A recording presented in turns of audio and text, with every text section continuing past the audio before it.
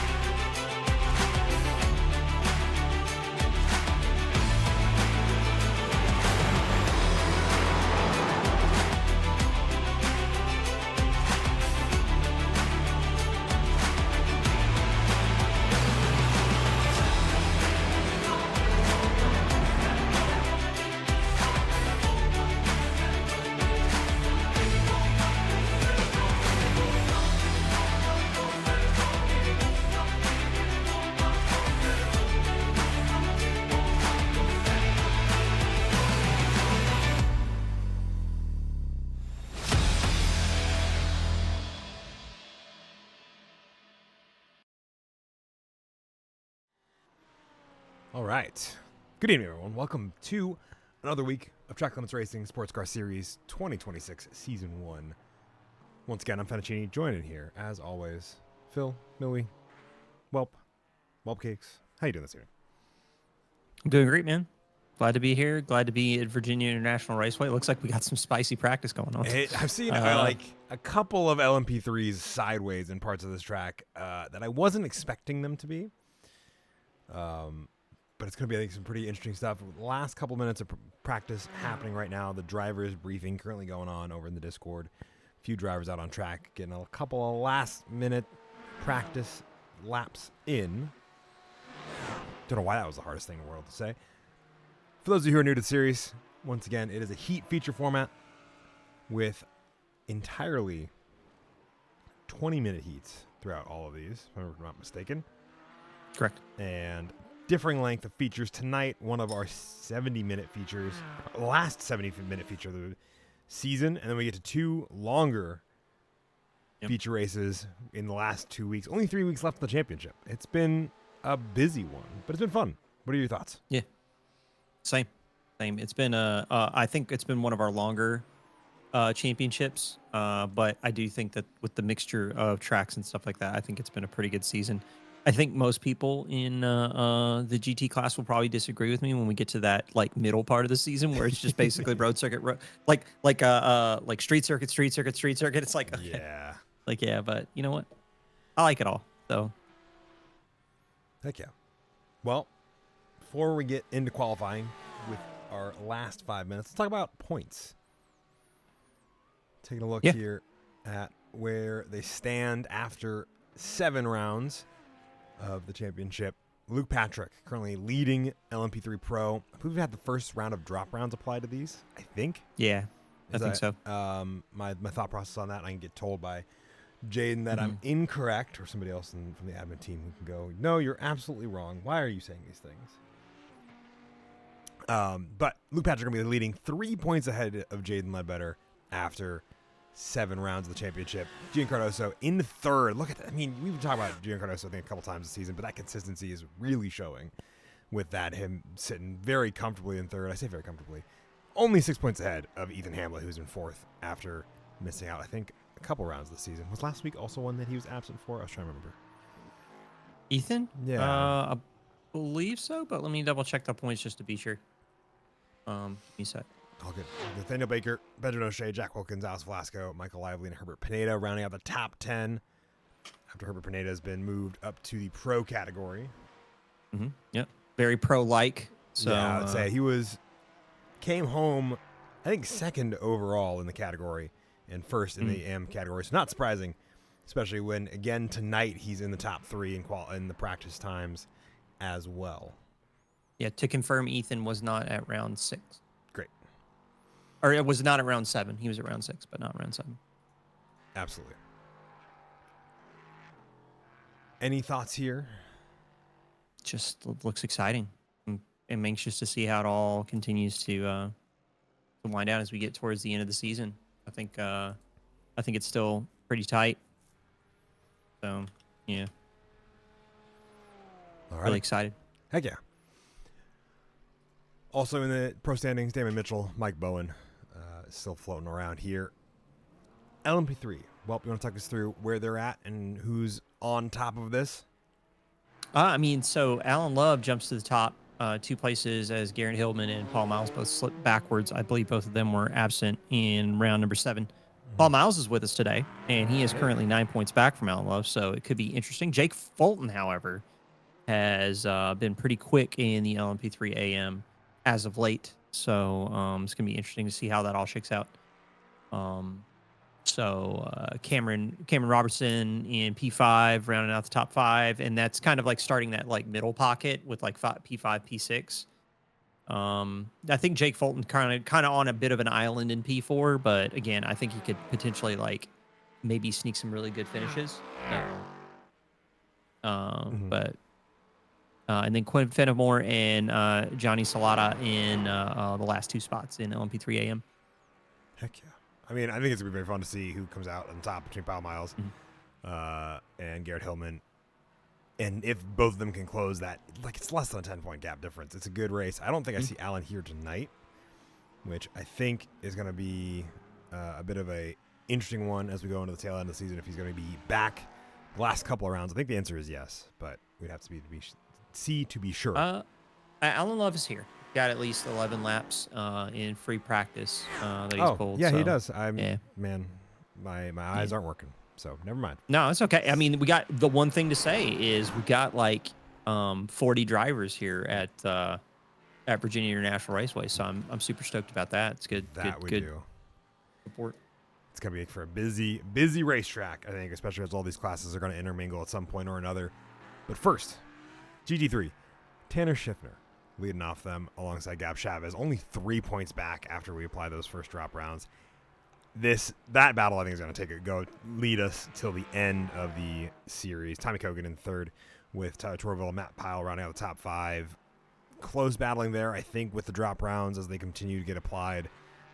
It'll bring those battles together even further.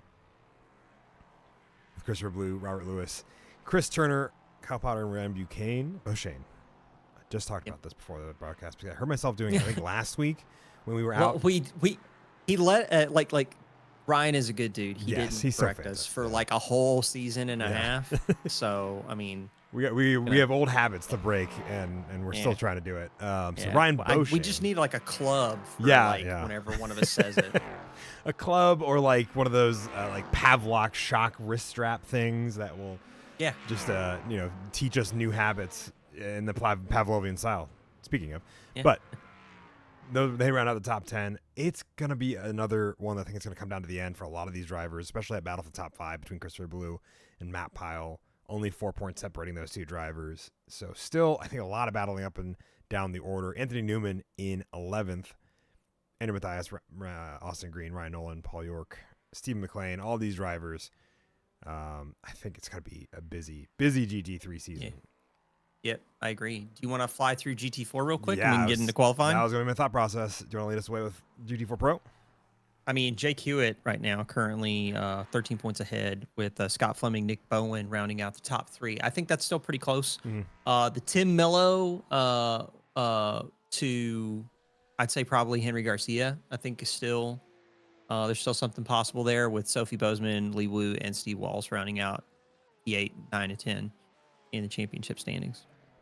Yeah, I think that's going to be, there's going to be so many good, I think, pairs of battles, sets of battles. That battle for the podium, I don't think is solved, especially as we get into drop rounds between Scott Fleming, Jake Hewitt, Nick Bowen.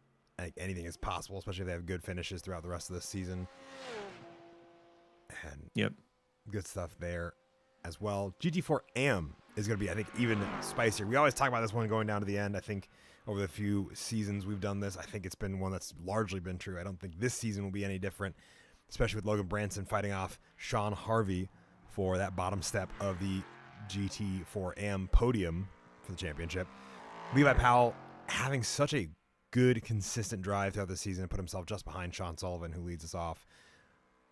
With Adrian Marizak as well in top 5 with Andrew Seelig and Drew Friedman. I think a battle for Adrian Marizak, pretty much that bottom spot of the top 5 as well goes down to, I would say, John Newman, and he's only a point behind Drew Friedman.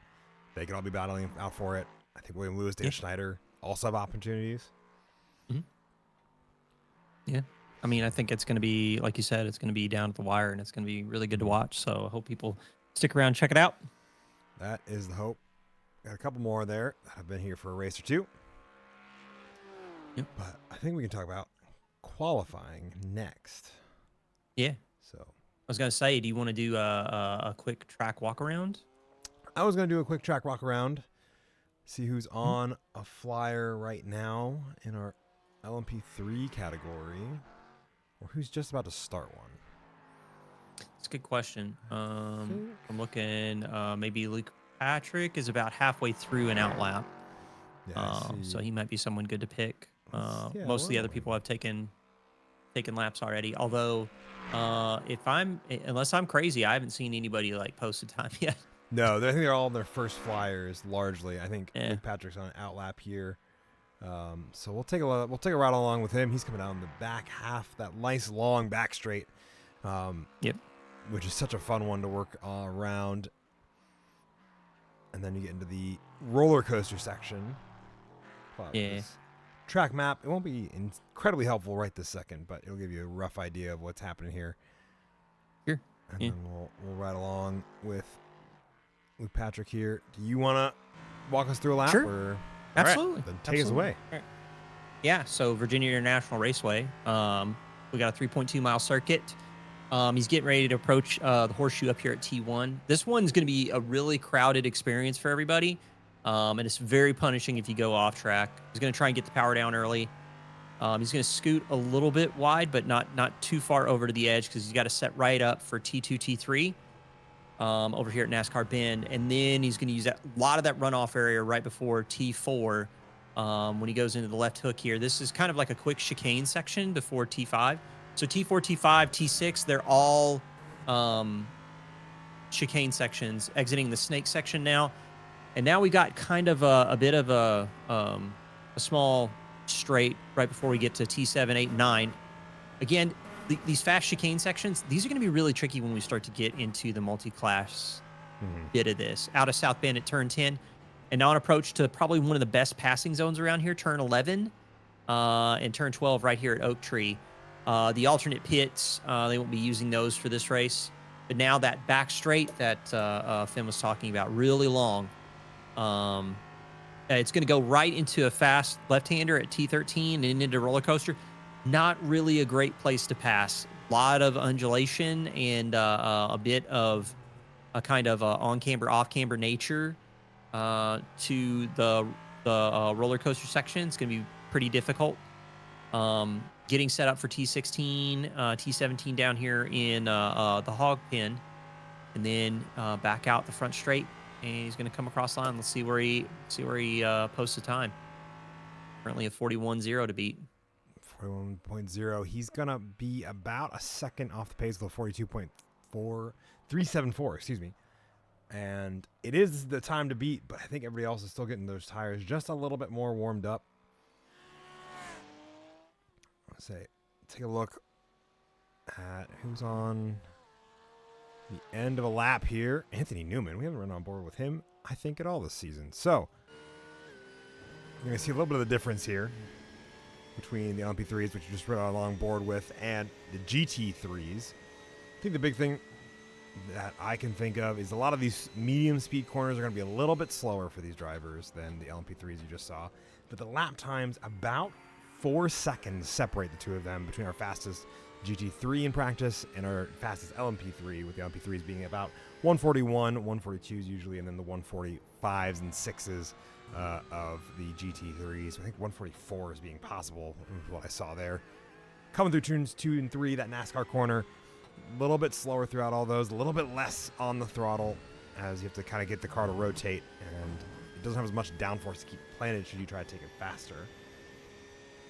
And like, I think I couldn't agree with you more when you said it, but I think this is going to be such an awkward pain point, especially for the GT3s and LMP3s coming through the S's here as they go up the middle sector here and getting set for Oak Tree, which is named for the oak tree that used to be on the inside of this corner and now no longer is there. Still a great passing opportunity, sort of a great place for multi-class to get themselves sorted out. I think that might have been a little too wide. See if that gets counted as an off track. Long backstretch. Busy, fun. It'll be a great opportunity for multi-class passing throughout the back half of this, especially as GT4 is going to get caught probably towards the tail end of this, depending on how fast they go. But they get set up for the roller coaster, and it's such a fun bit of elevation. It's one of the things I really love about this track is the elevation that just sits around all of it. You kind of work your way up and down and up and down, and it's never, I would say never dull in the way that camber kind of works with you or against you in a lap here. And I think the GT3s and GT4s still experience that, even if they have a little bit less downforce to work with. And improvement for him up to 145, or yeah, 145.158. It's about a couple tenths faster.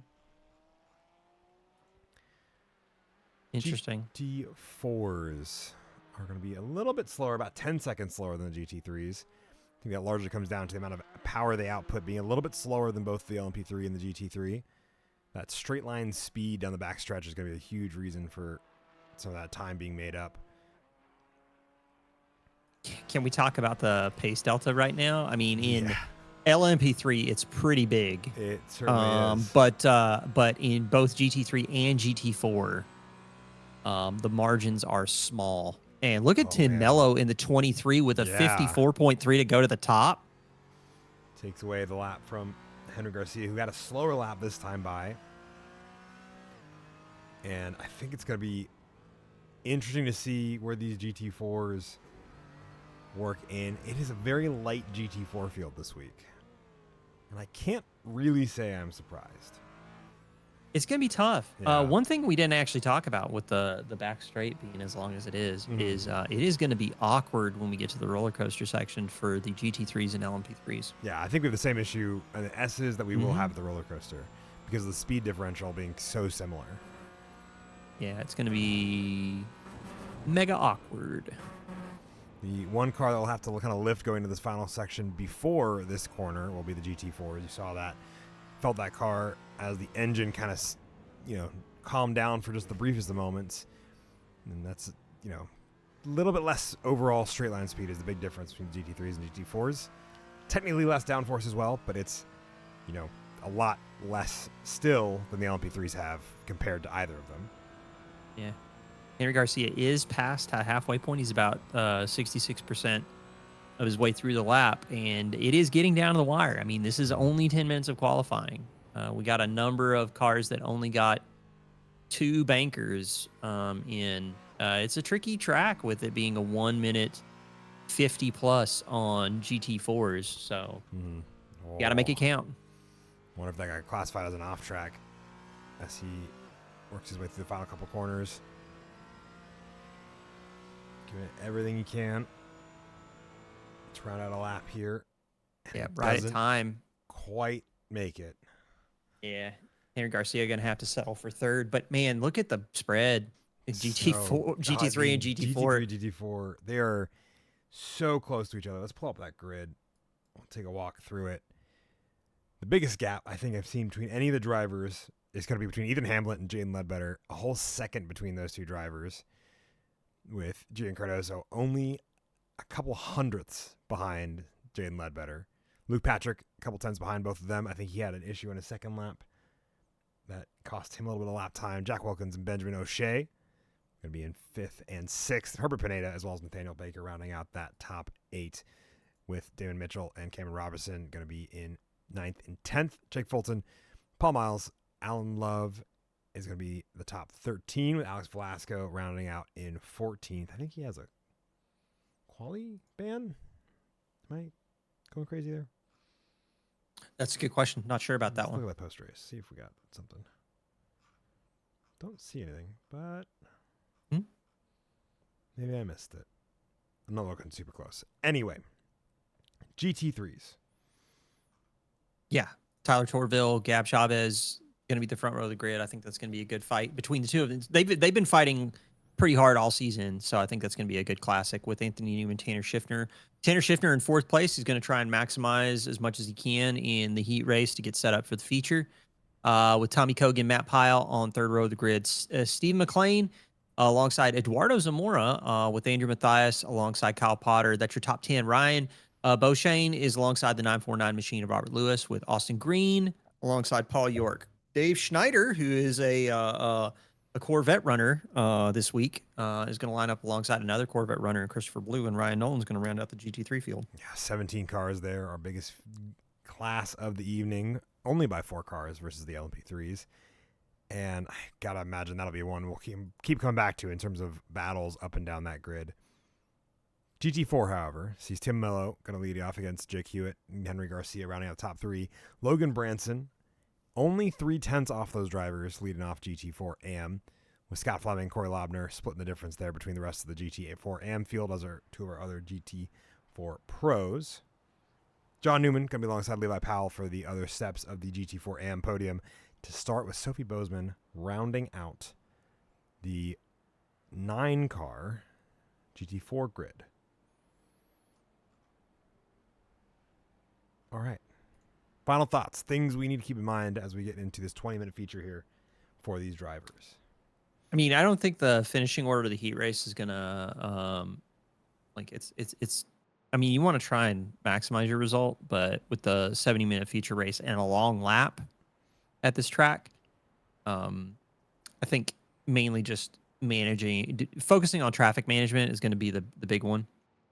It's kind of a hallmark of the sports car series here at Track Limits Racing, but you got to have your head on a swivel with these cars on track. So it's going to be I think traffic management, trying to survive, find your pace, don't mess up your stints. Going to be the things I'm looking for. Makes sense. I think it'd be the easy one to keep in mind. It's always, I think, the thing we talk about with endurance racing in general is, consistency throughout a stint, as well as not messing up pit cycles to where you have to take extra fuel or come in at a secondary time that you don't need to otherwise, is, I think, a huge part of keeping kind of the battle put together. Yeah, I think it is interesting how long this lap is, and we do the actual full circuit pace lap, like it is, or formation lap. It's pretty interesting because they're going to be on this formation lap for a while. So I'm kind of curious between both this and the feature race, did people gauge their fuel correctly? Because you're going to use a lot, and I don't know if that was a tap to Gian Cardoso in the back. Yeah, Jack Wilkins, I think, just getting a little close for comfort. It definitely looked close. But yeah, it's going to be I think it's going to be pretty interesting, and I'm looking forward to seeing what people do in terms of strategy. I know with the 45% fuel reduction in the GT cars, we're probably going to see probably not going to see the one stopper get pulled, but you never know. Could be interesting. Yeah, we'll have to see. I think the GT3s with that reduction in fuel as well, it's gonna make that a little bit easier to kind of gauge as a two-stop for the feature. But I think it's gonna be a busy time all the same. We're gonna have a gap here between the LMP3s, the GT3s, GT4s, hanging out just behind those drivers as well. Mm-hmm. Yep. Kind of getting a feel for how many cars are out on track. A total of 40 even making up our grid tonight, with Benjamin O'Shea going to be starting from pit lane. He's behind that building over there. If I hit one of these other buttons. There he is. Yeah. Oh. And here we go. Pace car's in. Yeah, pace car's in. Ethan Hamlet's going to lead us away. He's going to wait about as long as he dares. Finally gets on it when the green flag waves, and that's going to cause a little bit of an accordion effect. This is going to be such a log jam going into the hairpin 3 here. wide as Luke Patrick has to work around the outside. Nathaniel Baker amongst all those. The rest of the LMP3 field looking pretty smooth, I would say, as Jack Wilkins almost runs into Luke Patrick. Yeah. GT3 should be coming around. Yep, they are right there. Yep. They come through turn number 1. The rest of that field all fanning out pretty well. Everybody's sticking pretty well and good together, with the exception of Ryan Nolan back there having a bit of a moment. Where's Tim Mello just blasts off into the sunset. Yeah. And Henry Garcia trying to take the inside line away from Logan Branson. Looks like it might be successful. Yeah. Looks pretty crazy. Couple of off tracks there. Sees Jaden Ledbetter slide behind Gian Cardoso. Pretty well and truly zippered down for the LMP3s as they come down the backstretch for the first time. The GT3s, however, still working out a couple of moments. I actually kind of wonder if the length of this lap, I wonder if the LMP3s will get around to the back end of the GT3s before the end of the race. I don't know if they'll pull that off. I don't think they will for the sprint. I think it'll be a little too short.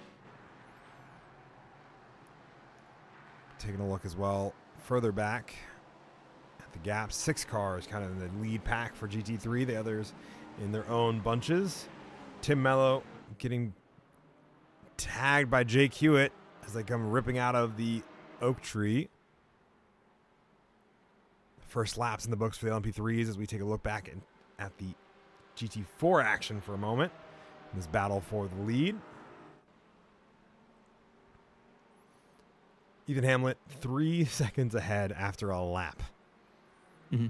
Oh, his pace is unreal right now. It is a different level there. Yeah. Built different, I think, is what the kids say.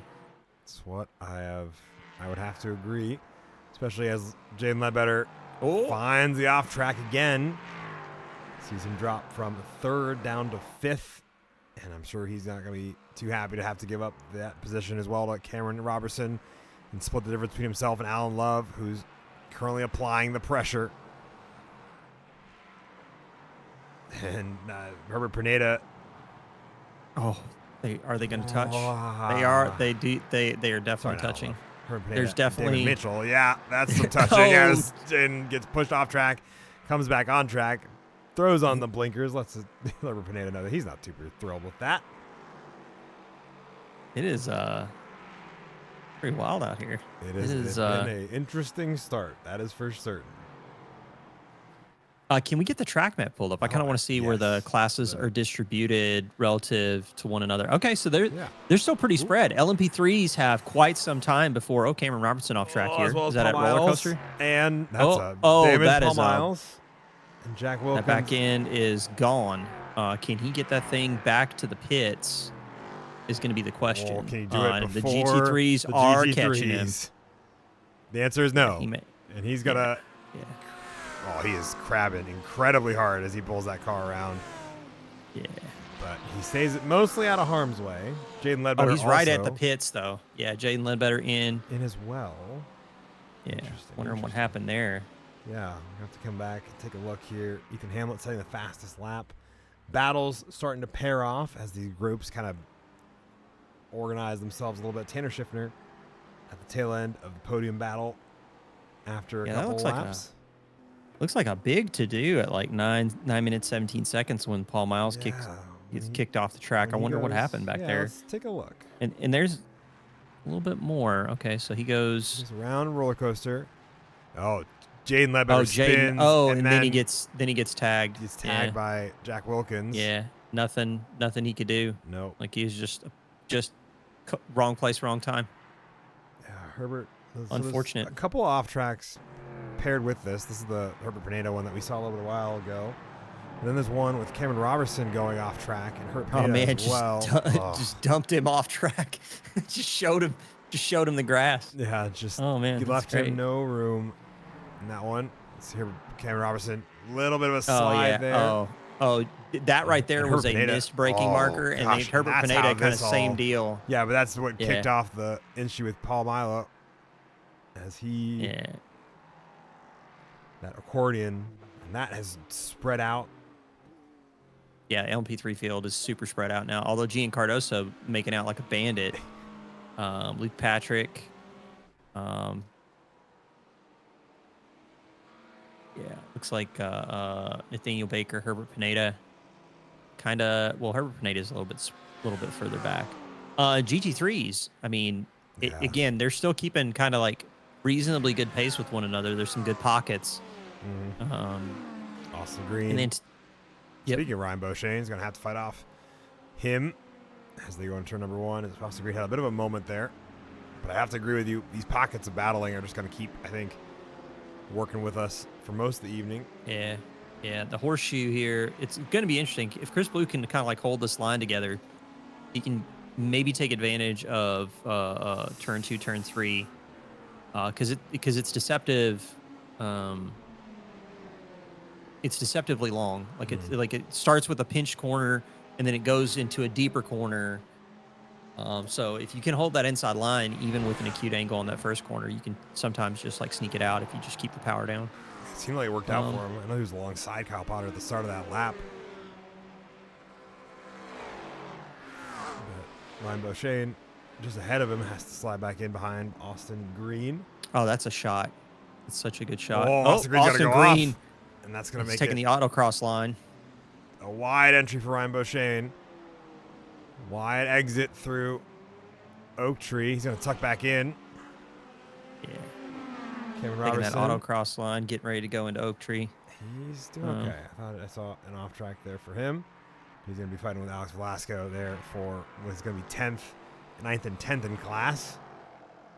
Yeah. Alex Velasco just gets the exit and just zooms past Cameron Robertson. Not fully. Cameron Robertson's going to make him work for it. He's got the outside line, which never really goes that well in the horseshoe there. Yeah, it's only when you can maintain it on side by side. But Gab Chavez setting the fastest lap in GT3. Yeah, I was seeing that. Still about half a second behind Tyler Torville, who's leading off this train of cars. Anthony Newman, excuse me, trying to catch up to the tail end of them.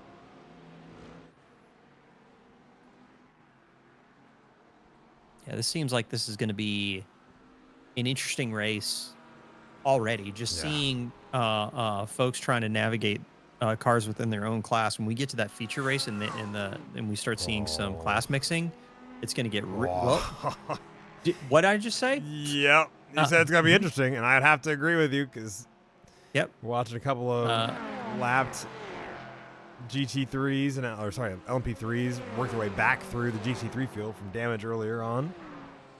Yeah. So I think Benjamin O'Shea having to start from pit lane sees him kind of work his way back through this field. Yeah, I think Jaden is anxious to find his way around. Well, the speed differential, however, is not going to work in his favor on these long straights because at a certain point, I think the GT3s just have more more actual horsepower to push that car.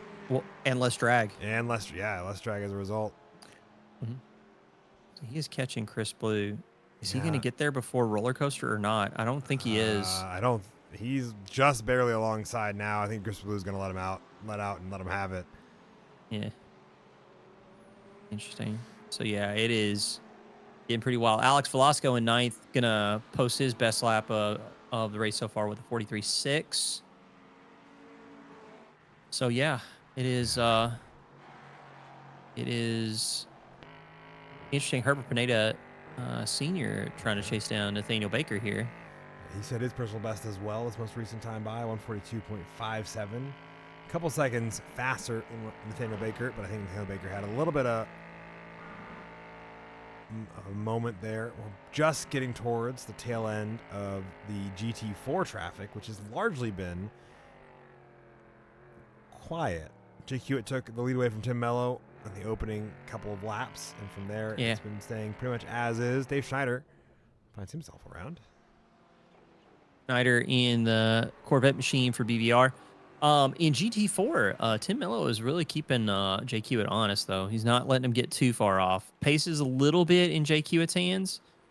Ethan Hamlin's going to have to figure out how to navigate this with tender loving care.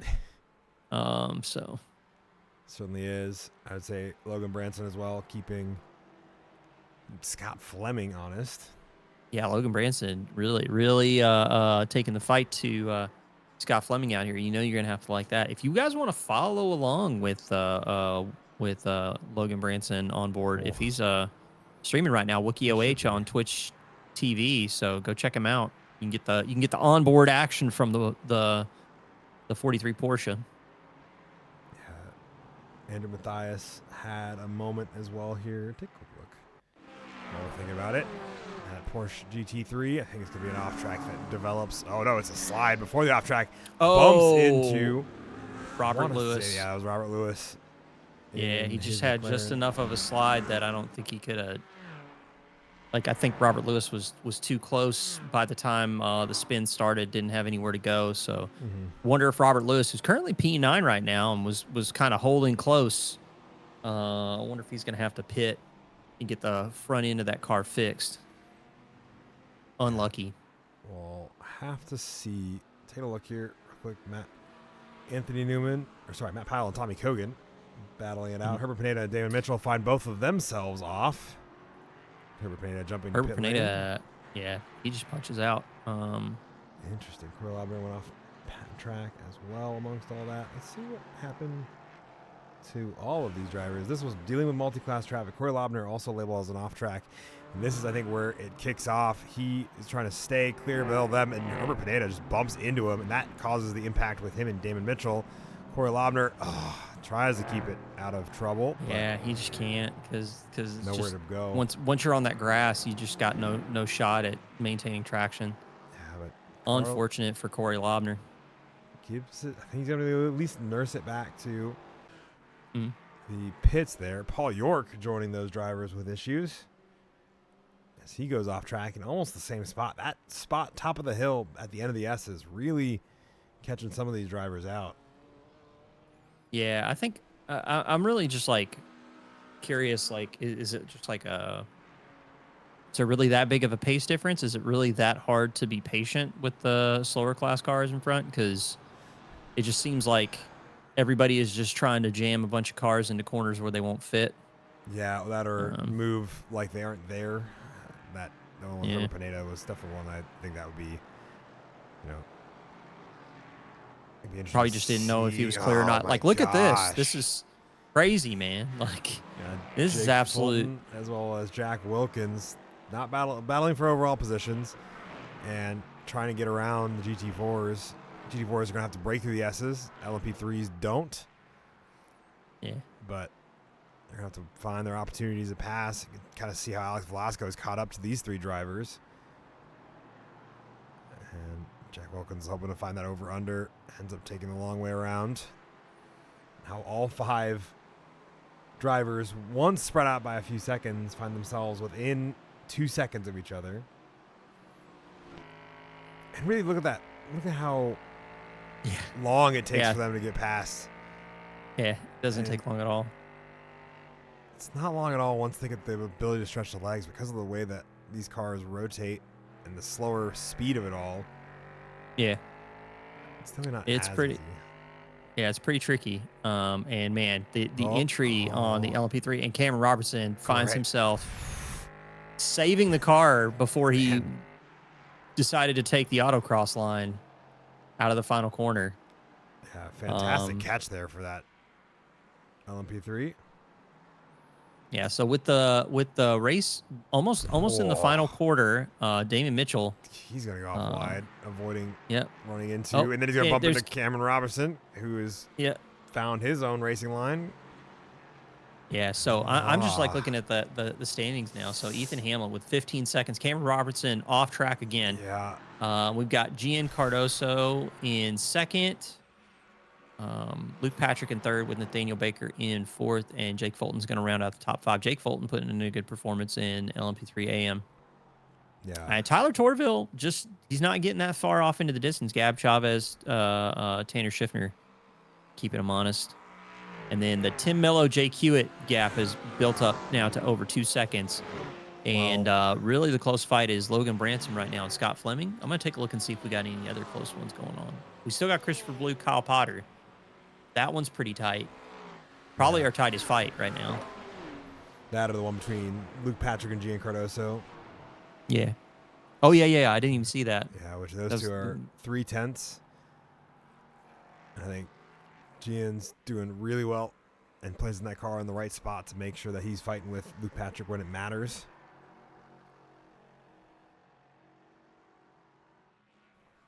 But that battle you said between Christopher Blue and Kyle Potter, I think Austin Green's at the tail end of that fight. Yeah. I think Ryan Shane is also involved in that one. And that is the case. Christopher Blue looking to see if he can't draft off of Ryan Beauchene. They're getting ready to go into the roller coaster section. This one right here, really tough to do side-by-side fighting as you get ready to approach this corner. Yeah. You got that blind right-hander when you crest the hill and then drop down. Christopher Blue leaning on the door there. Gets around.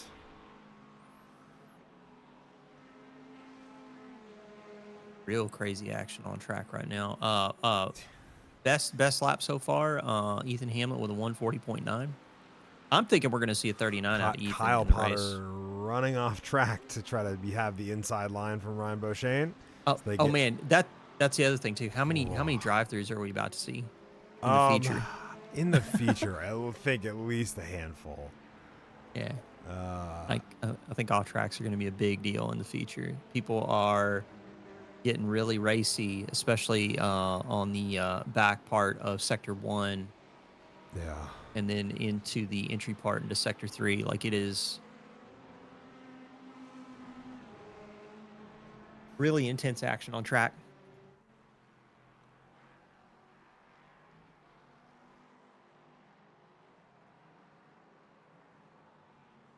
Oh, Jake Fulton has a fight on his hands.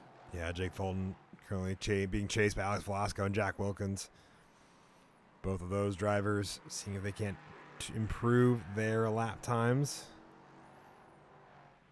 The battle compressing as well for a few handful of drivers. Matt Pyle ahead of Tommy Cogan, and then Anthony Newman trying to get or stay with Benjamin O'Shea.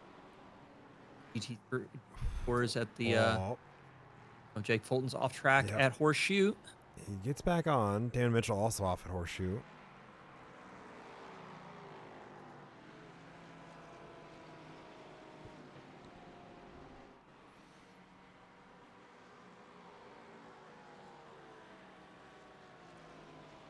I think we got about a lap or two left. Yeah. I think Ethan will start his penultimate lap. Well, actually, I think he'll start his... This is his penultimate lap, so he'll start his final lap when he crosses. Man, Kyle Potter is getting super close. So is Luke Patrick. I mean, there's just good close battles. Velasco off track. A lot of off tracks here. I think we're going to be seeing more than a handful of DTs. I think we're going to be seeing quite a bit in 70 minutes. I just feel like it's going to be a thing. Gian Cardoso is going to have to hang on one more time around the track if he wants to take this position from Luke Patrick, but Luke Patrick is right there, and they're getting ready to go into Horseshoe. Yeah, and Giancarloso's not giving him much room. Yep. Patrick's trying to squeeze him as much as possible to make his line less optimal. I think he's got the inside line, though. Yeah. I think that's going to be... Yeah, like I said, if you can hold the side-by-side on the exit of turn 1, you're really set up for turn 2 because of it being very, very much like a hairpin almost. Mm-hmm. Speaking of side-by-side action, Tommy Cogan, Matt Pyle. Oh, Tommy Cogan almost off track on the entry into roller coaster. Yeah, came alongside on that back stretch.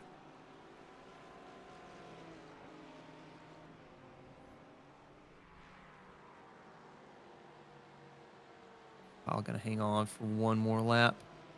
Ethan Hamlet going to be coming around the back part of sector 3 right now. Going to maybe catch some GT4s right here at the end. But hasn't put a foot wrong. Just absolute blistering pace out of Ethan Hamlet. And that's an 18-second gap. That is enormous. Henry Garcia's mark just crashed. Oh yeah, I see that. Something big happened in GT4, but let's take a look at GT4. Where is Tyler Torville? They're just getting into Oak Tree right now for those top gotcha. 3. All 3 still within a half of a second of each other. About a second overall between these 3 drivers. Yeah, it's pretty crazy. They're really close to one another, but I don't know if they're going to be able to catch Tyler. They're getting ready to go into a very difficult to pass section. Basically, if Gab Chavez wants to make the move, he's probably going to have to do it. Oh, really late on here, the but there. I don't think it's. Yeah, I don't think it's going to happen. I don't think it's going to happen. He's going to have to apply some pressure. He's going to have to force a mistake from Tyler. Yeah, without creating one himself. You're at such a high commitment zone, especially for these drivers in the GT3s with how little downforce they have. So, yeah, I think he's got it. I think he does as well. Tyler Torville can take the win. Benjamin O'Shea coming a close 4th in the GT3 category. Yes, that is an LMP3. But Jane Ledbetter right behind him towards the tail end of the LMP3 field. Eduardo Zamora got a crash. Whoa, him and Robert Lewis come. And that's at the end of the lap, too. Like, they're not even across the line yet. What happened there? Let's back it up. Austin Green goes off track here. Got a whole handful of things. Why don't we just start with, let's go with Henry Garcia. Where he was labeled as crashed, from where he was in 3rd. He ends up in 6th in class. Gets bumped by Ryan Beauchesne and added insult to injury. Gets turned. Yeah, no good place to go here in the middle of the track there. Yeah, what was up with the Robert Lewis crash? The Eduardo Zamora Robert Lewis crash, because that was This is the final corner. Right, so Tim Mello's on the inside. Rude. We're gonna have to go back ourselves. How rude. All right.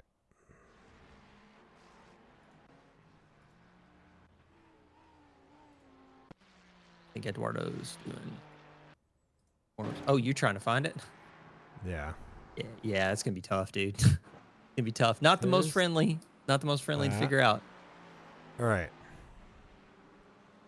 This is going into the final lap, I believe. Okay. Because there's that's just weird because they were on the straight. Yeah, I was trying to figure it out. Robert Lewis is right behind him going into this lap, and I think it was a pretty fast lap for Robert Lewis. He was on a bit of a recovery drive anyway after the incident earlier. Yeah. I wonder if there's a slide or something that we missed before. Yeah, not sure. Yeah, we'll see. Not sure. Here's where Benjamin O'Shea makes the pass. Coming down the tail end of this. So Robert Lewis's front end's already gone. Yeah. So here. One thing I want to mention, I think this might be the start of it. Is let me double check. Yeah, we're still in warm-up phase. Yeah, we are for a little bit while longer. That kicks off the moment by slowing him down just a little bit. And he's ended up being a little bit slow throughout this whole roller coaster section. Yeah, Robert Lewis is getting closer. So we don't have Tim Mello in the shot, though. So I think there's still one more lap. Yeah, we got another lap. All right. But yeah, it was just an odd event. But that said, I still feel like it was a pretty exciting first heat race to kind of get us set for the feature. And I think that 70-minute feature is going to be, I think it's going to be tough. Like, I really, like, after watching the heat race, I really feel like this is going to be a tough one for the sports car series field. I really feel like the LMP3s are going to have to be exceptionally patient with the GT4s going into some of the more technical sections. You just cannot. You can't rely. You definitely can't just sit on the outside and rely on them to be able to not understeer. It's just not going to happen. Yeah. I don't think Benjamin O'Shea missed the start. That's unfortunate, my man. That's what I was worried. I was wondering if that was what was happening. Yeah, the feature race is going to be. Are we live? All right, it's still stuck on Eduardo, so I don't know. Yeah, we are not. Okay. At least for me, we are. Okay. We're on the warm up, and the checker flag's being waved by Barney at the moment. He is going ham with the flag. But yeah, so 70-minute feature race coming up. Mm-hmm. We got 50% fuel capacity for LMP3 and GT4, correct? And then 45% for GT3. Mm-hmm. So that is going to be interesting with 70-minute feature race. I think with what we saw in the heat race, it's going to be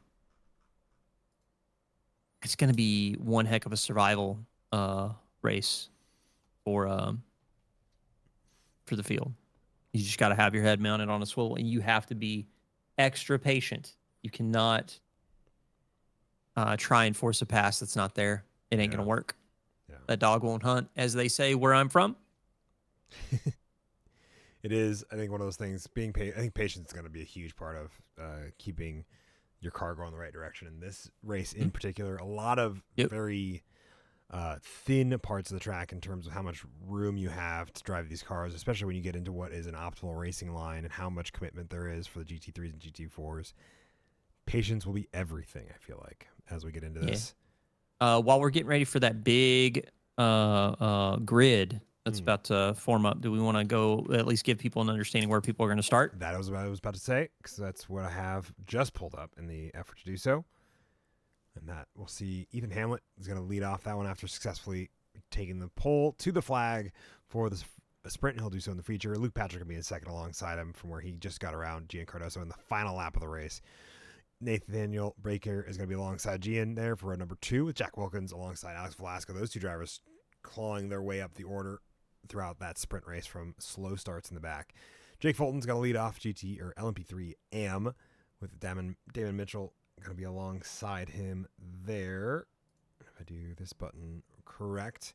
Alan Love's going to be alongside Kevin Robertson for 9th and 10th, and then 11th for Benjamin O'Shea, 12th for Jaden Ledbetter. Paul Miles and Herbert Pineda are going to be in 13th and 14th, both having issues as well. GT3s. Phil? Yeah, Tyler Torville taking the win.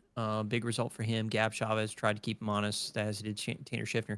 Anthony Newman's going to line up alongside Tanner in the second row. We got Matt Pyle and Tommy Cogan, who had a really good fight in the heat race. Steve McLean, Christopher Blue, 7th and 8th with Eduardo Zamora, Kyle Potter, followed by Robert Lewis and Austin Green. Ryan Beauchene with Andrew Mathias, Dave Schneider in the Corvette, Ryan Nolan in the 007, and Paul York are going to round out your 17-car GT3 field. A busy one, to be sure, at the GT3 field. I get the feeling we'll be talking about them a fair amount as all of them work on battles and have good racing with each other. Jake Hewitt gets ahead of Tim Mello by about a second after 20 minutes of racing. Scott Fleming alongside Logan Branson further down the field with Levi Powell in 5th alongside Henry Garcia.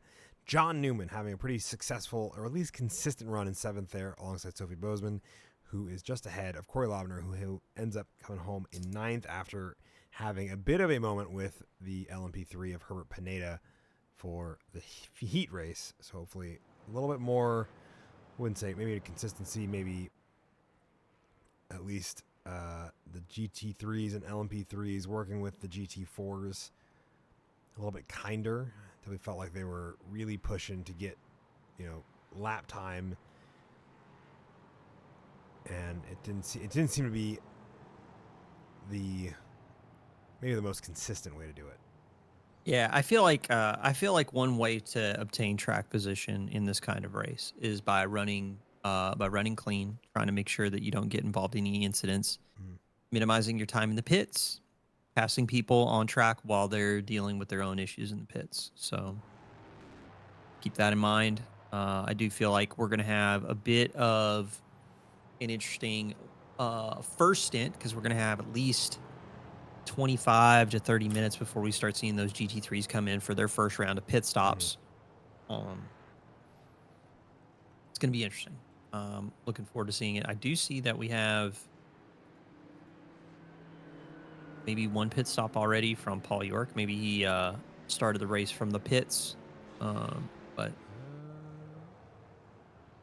it does. I can't tell if it just happened to be he was in his box, so it technically counted him as being in the pit stop, because he doesn't seem to be pitting. He's just at the tail end of his class. Gotcha. So probably just an overlay. Oh, yeah. Just overlay things. Yep.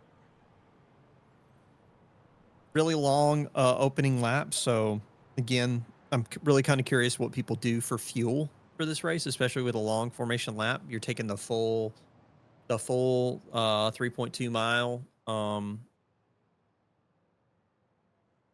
lap around VIR where you start the race and go green. Jeremiah Scotty is good luck, high five. Good luck, have fun. Yes, sir. Appreciate it. We will certainly try. Thanks to everybody who's joining us for round number 8 here at VIR. We will have some more racing action coming your way to the end of the season. We do have 2 more rounds. We got Indianapolis April 25th and Road Atlanta, the finale, on May 9th. I'd say 2 weeks between each one, so we'll see you in a couple weekends after this one for Indianapolis, and then a couple weekends after that for Road Atlanta. I think the pace car is going to peel in here. I'm about to set to go racing once again.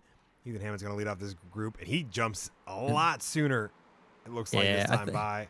I think he was training the field to think he was going to wait in the heat race, and then in the feature race he just like darts off into the sunset. Gian Cardoso's lined up on the inside into Horseshoe. Yeah. Well, that means he's going to be on the outside. But might have got touched by Damon a little bit, or is that that's not Damon?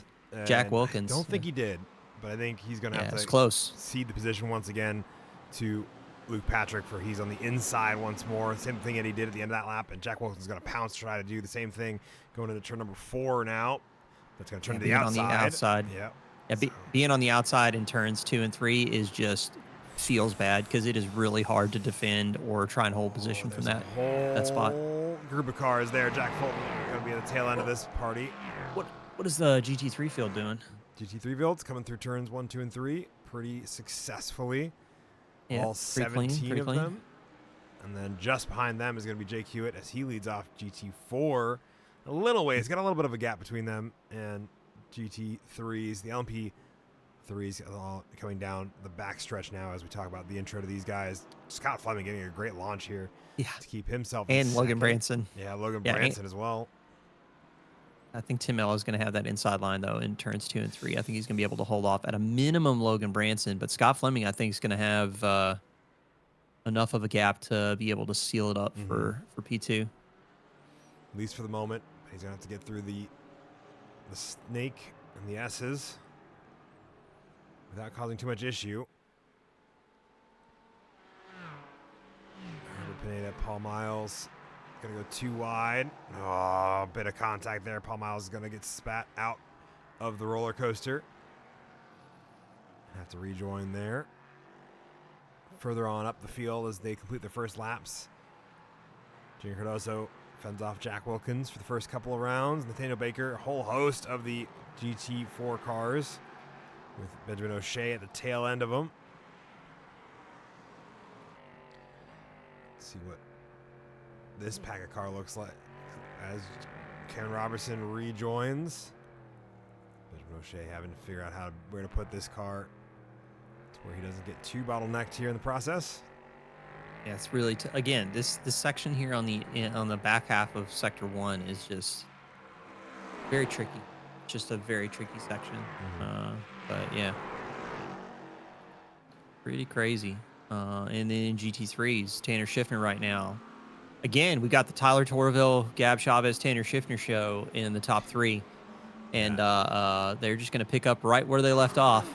Same order and everything. Tommy Kogan did get the jump on that pile, and Kyle Potter looks like he's just waiting in the wings to see how the rest of this battle continues with Steve Got around Steve McLean at the start of this race. Puts himself up into 7th in class. A whole host of GT3s working their way through. Jack Wilkins. Jack Wilkins off track. Wonder what happened there. Yeah, I wonder if it. See, we get a little bit of a better look here. Wonder he missed the braking spot. Oh, locks up that front right. You see it there, and that's what caused that whole car to start to slide out of the way. And then he had to pick up some positions as a result.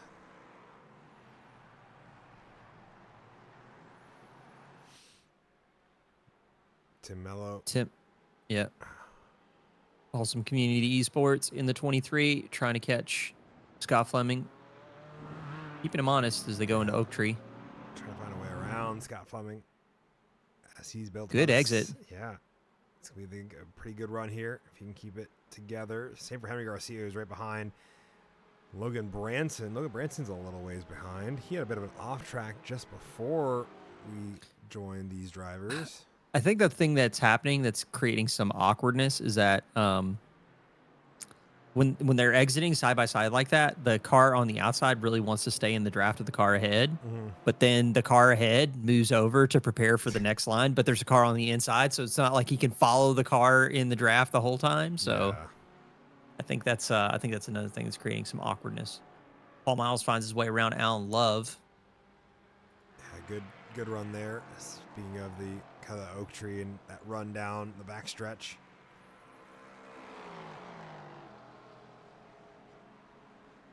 Howard Zamora labeled as heading off track. Wonder what happened there. Yeah, let's take a look there, and then I'll see if we figure out what happened with Logan Branson just before that.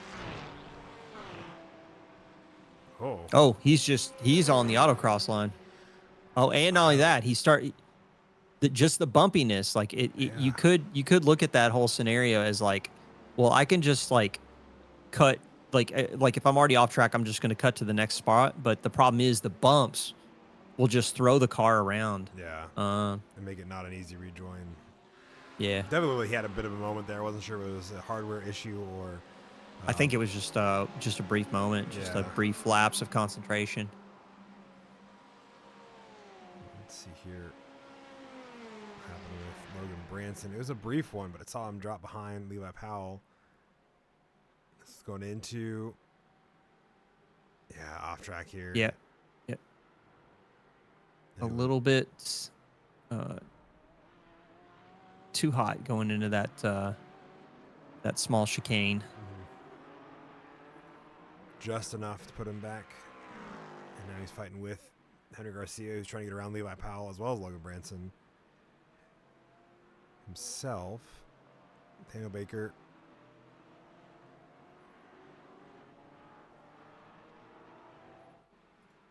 So Herbert Pineda Sr. making some moves, moving up to P9, I believe, from P11? Yes. Oh, Jack Wilkins really lighting up those tires, try to keep up and get around Cameron Robertson. Yep. They are unintentionally bottlenecked behind. That's going to see Cameron Robertson snap out into the... Oh, he managed to keep it just out of the tire barrier. Yeah. That is going to pay dividends on not being in the pits for too long. Mm-hmm. So, Pineda now fighting with Jack Wilkins.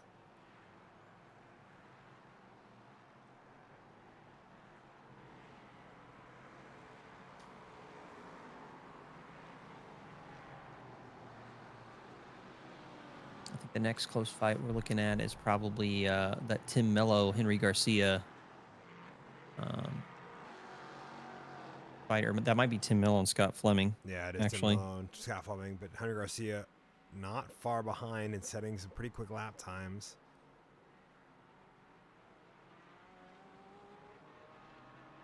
And we're getting our first bit of lap traffic as Ethan Hamlet working his way through 3 seconds ahead of Luke Patrick, who is a second and a half. And here we go. Yeah. They're getting ready to go into roller coaster, and he's got to try and clear Scott Fleming before they hit that left-hander. Mm-hmm. And I think he's going to pull it off. Yeah, but only just, though. Yeah. A sense of urgency, and Luke Patrick in the background. Ethan Hamlin is not running off in the distance the same way. I mean, we're looking at 41s from Ethan. So I'm kind of curious how much of this is traffic and how much of this is fuel save. Yeah, GT4s are kind of on and off track right now. Tim Mello does find his way around Scott Fleming. Interesting. Just ahead of them.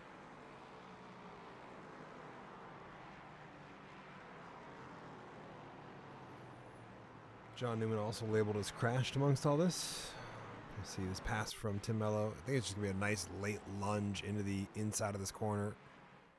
And Scott Fleming gives him an absolute boatload of space. Doesn't defend the corner. And Tim Mello just skates on by. Yep.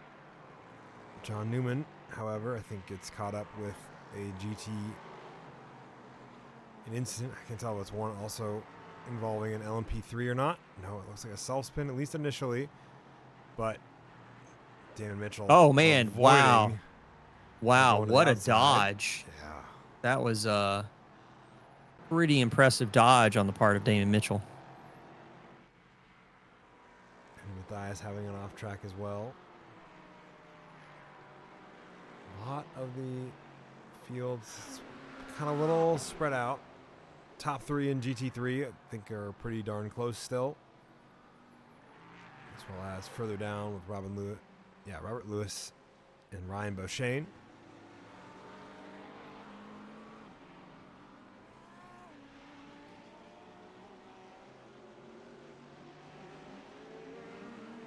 Robert Lewis is keeping Ryan honest here.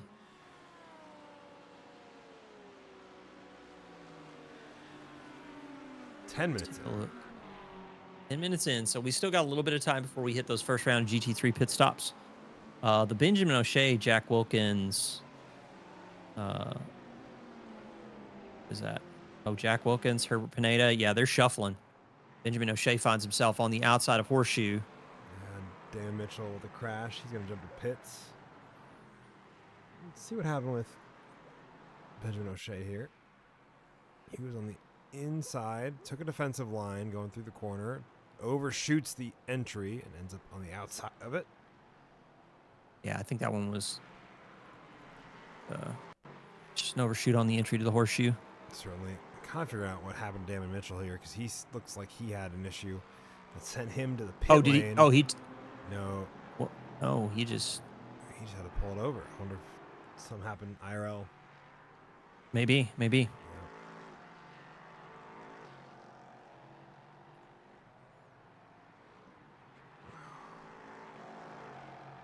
Logan Branson. Yep. Trying to give. Can't see who that is. Henry in the LMP3. Oh, Paul Miles behind him. Paul Miles. Yeah, he's just trying to stay out of his way. And again, this other situation where it's like he's trying to stay in the draft of Henry Garcia, but it creates a really awkward thing when you got a car on the inside on corner exit.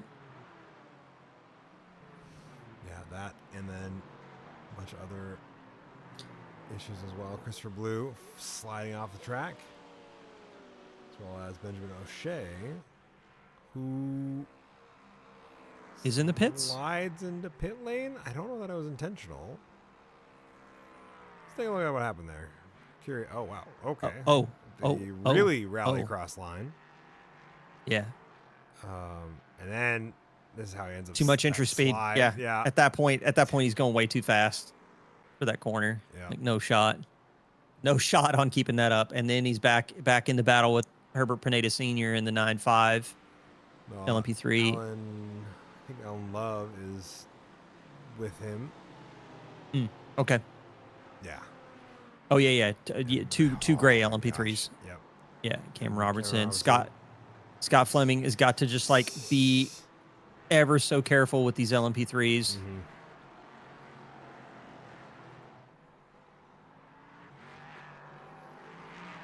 Gian Cardoso currently holding on to 4th.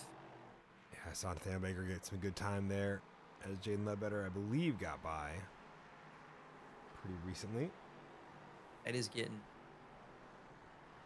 It's pretty crazy. Here's the thing, though. I would say it's pretty crazy, but I haven't seen anything nearly as wild as what we saw in the heat race. I'm wondering if people are letting cooler heads prevail for the feature. I definitely get the feeling that they're at least being a little more patient and cautious as they realize they need to keep these cars clean for at least 60 or so minutes in total. 70 technically, but about realistically, 60 minutes of decent driving, 10 minutes to do the final sprint.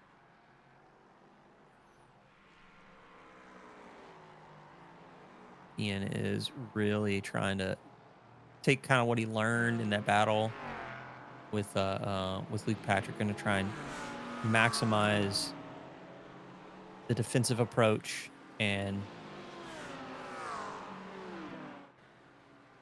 Tanner Schiffner on the grass on the inside of the final corner.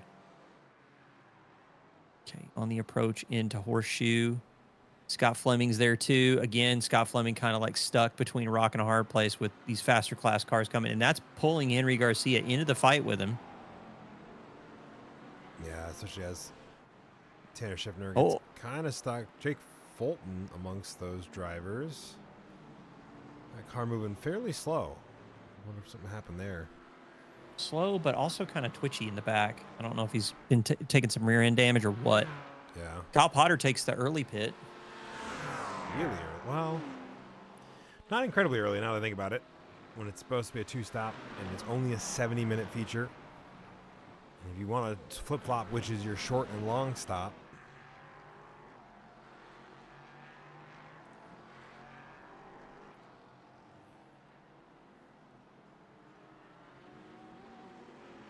On-track action, I think, continuing to be interesting, especially as Tyler Tourville trying to keep up the gap that he'd built up to Gab Chavez, as well as not get too bogged down with multi-class traffic, trying to get around the last of the GT4 Pro drivers.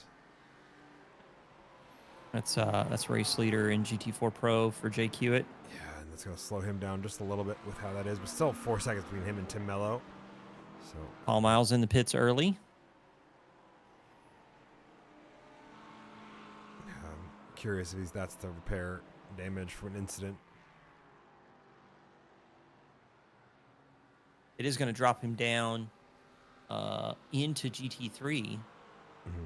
Both him and Jake Fulton.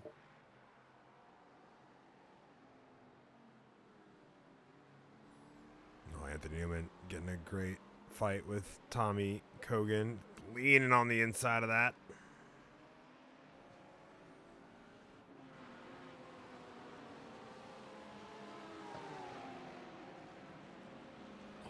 Tommy Kogan going to push it too wide, though. Keeping the foot in.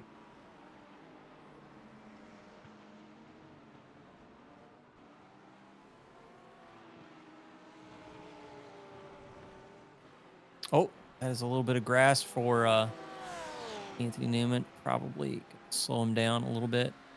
Just a little, but Matt Give. Pyle is the one with the drive-through. They have to try to get around Jake Hewitt. Jake Hewitt's just got to try and hang on. He's like got a over 3 second gap to Tim Mello.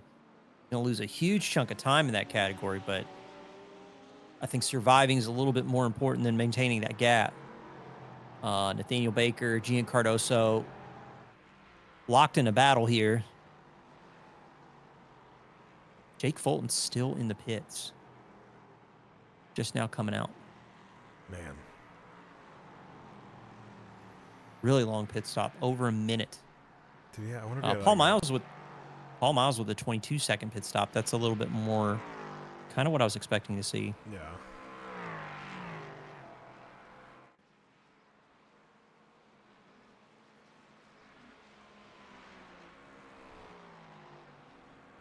Taking a look as well, trying to figure out what exactly, not what exactly, but the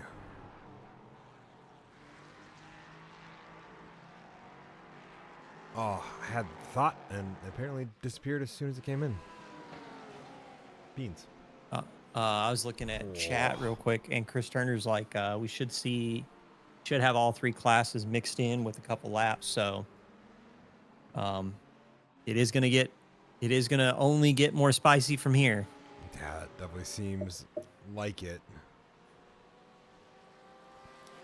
Especially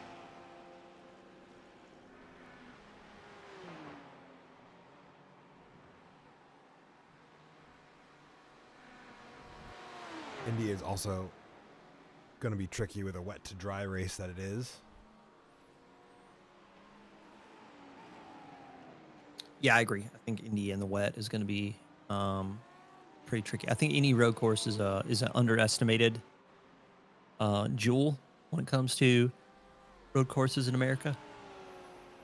I think it's perfect for this style of racing as well. I think that a little bit of open wheeler as well with the Indy cars, with the Indy NXTs specifically, is like the perfect speed for that track. I think you go much faster than that, and it gets to be like, feels a little bit like you're in the kiddie pool as a grown adult and trying to have fun. Yep.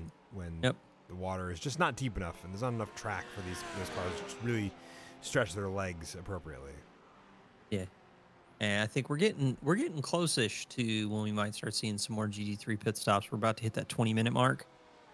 So I'm wondering if there's anybody else that's going to pull in for early stops. I suspect it's probably going to be between 20, 25 minutes when we see the first GT3 scheduled stops that aren't early, that aren't like the Giga undercut, like what Kyle Potter's trying to pull off, well, Dave Schneider also pulled the trigger on lap 9. Eduardo Zamora pulled the trigger on lap 9. Well, excuse me, it is Eduardo Zamora, not Dave Schneider. Yeah, Eduardo Zamora. I get the feeling. Yeah, it'd be interesting to see. I think 25 minutes is good it makes sense for all of our GT3 drivers. I think it's also the same as going to be true for the GT4 and LMP3 here in the next 5 or so minutes, maybe 10. We'll have to see. Cap Chavez still trying to keep Tyler Torville honest. The lead of GT3. Rest of these field starting to spread out a little bit. You can see it on the track map, but the groups and the battles for position are definitely getting a little bit more sparse as the track is finally kind of, distributing them evenly to accommodate each other.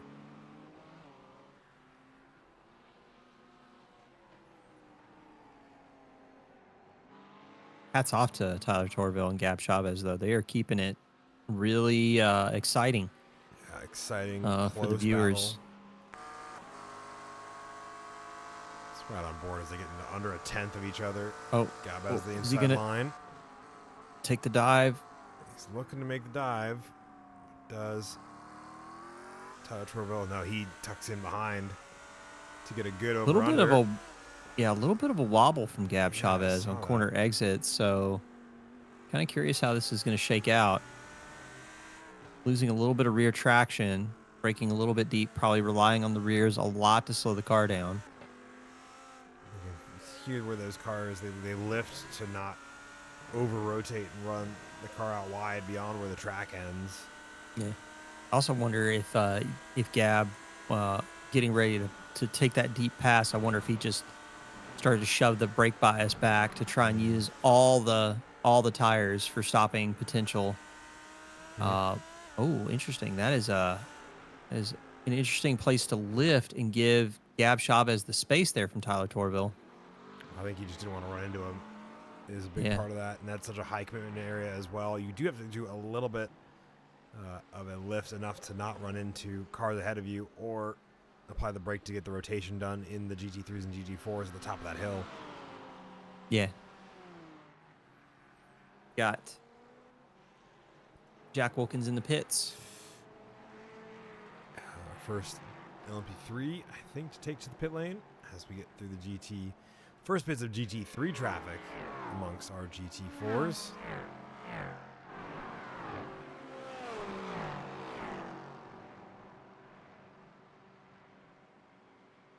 Look at this traffic getting ready to come up to the LMP3's got to mix in with two different classes at the same time. Daniel Baker's just going to have to be extra patient.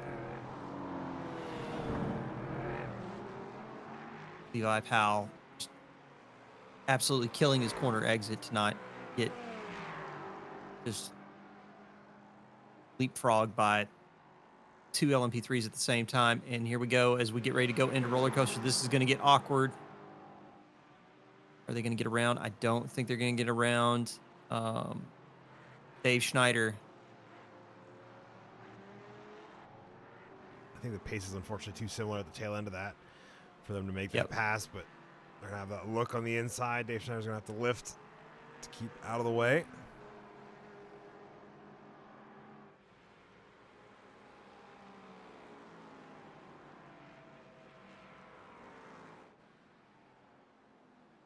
Oh, what a shot. I love the pictures from the oak tree looking back up the track. Yeah. So good. And both these drivers still battling for position. And then I'd say I'll hop over here in a moment as battle between Gab Chavez and Tyler Torville also hasn't gone anywhere. These Can we talk about Logan Branson for a moment? In fifth right now in the overall, doing a really good job in LMP or in G4 AM to really be mixing it up with the likes of Scott Fleming, both in the heat race and in the feature. Yeah, solid 5 seconds ahead of Corey Lobner. Track that, if I'm not mistaken, he loves pretty well.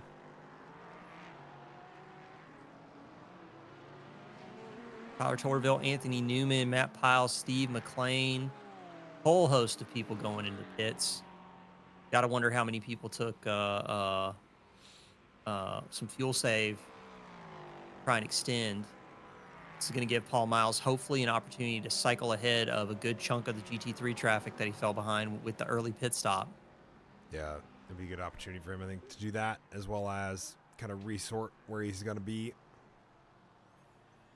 So just taking a look right now at the pit stop times. Tyler Torville cycling out after 20.3 in the box.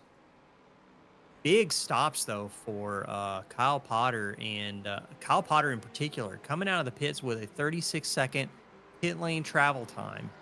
That is almost 8 seconds up on Tyler Torville with 12.02 in the box. I'm really kind of interested to see what Kyle Potter's game plan is here. Is he taking the short stop in the middle to try and maybe maximize that strategy? We got Gian Cardoso in the pits alongside Cameron Robertson as well. And we got some more pit stops coming in. Yeah, more pit stops coming in. This is our kind of the window has opened between now and I would say probably about the 35-minute marker to come in for pit stops. A lot of the GT3 field coming in. I think Dave Schneider, one of the few that haven't yet, that aren't already coming in this time by. Yeah, curious if Robert Lewis can pull the trigger. Gab Chavez, Tanner Schiffer, Tommy Kogan all in. Robert Lewis coming in as well. Going to take a look at those pit box times.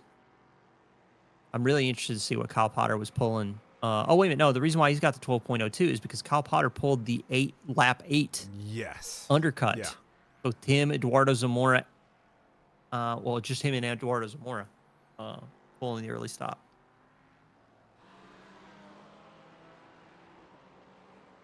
Gab Chavez stays out in front of Tyler Torville. Tanner Schiffner is going to stay in third with Tommy Kogan in fourth. Kyle Potter moving up. No, Kyle Potter moving up into fourth now in GT3.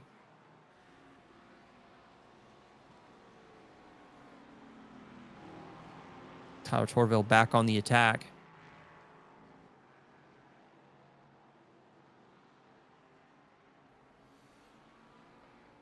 Yeah, both getting more fuel in. Tyler did not take tires. I don't think Gab Chavez did either.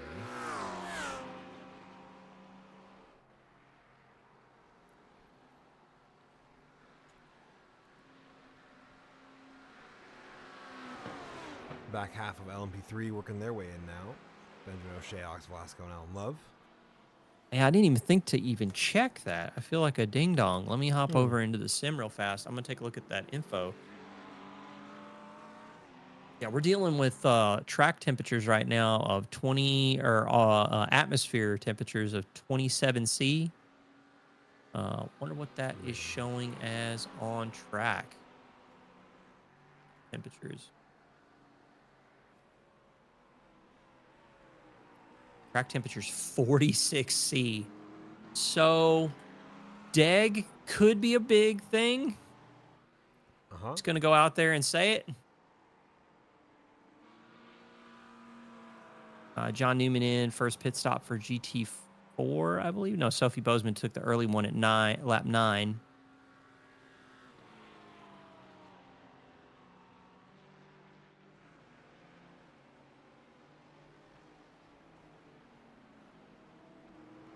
Yeah, lap 9 there for Sophie Bozeman. I think one of the first few.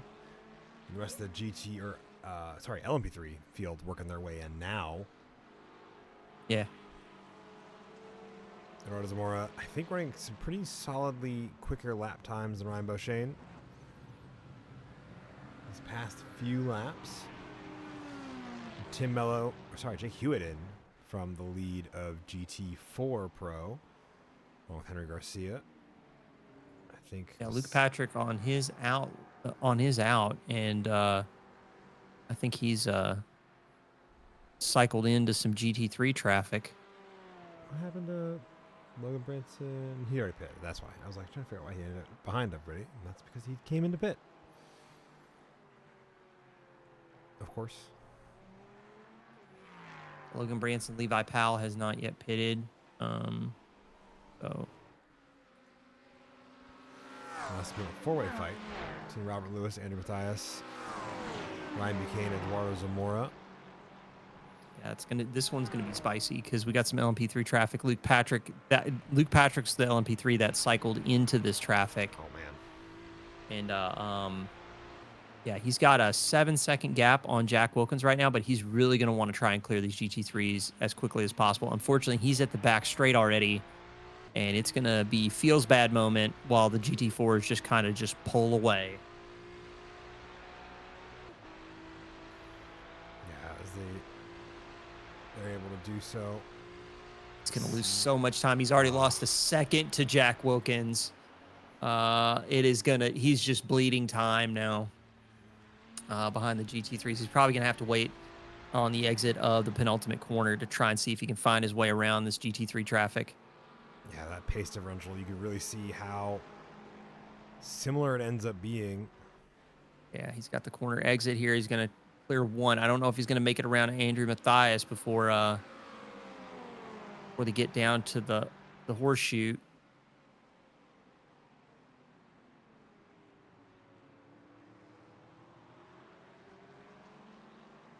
And we got some GT4 traffic oh my gosh, also Sophie in the mix. Bozeman.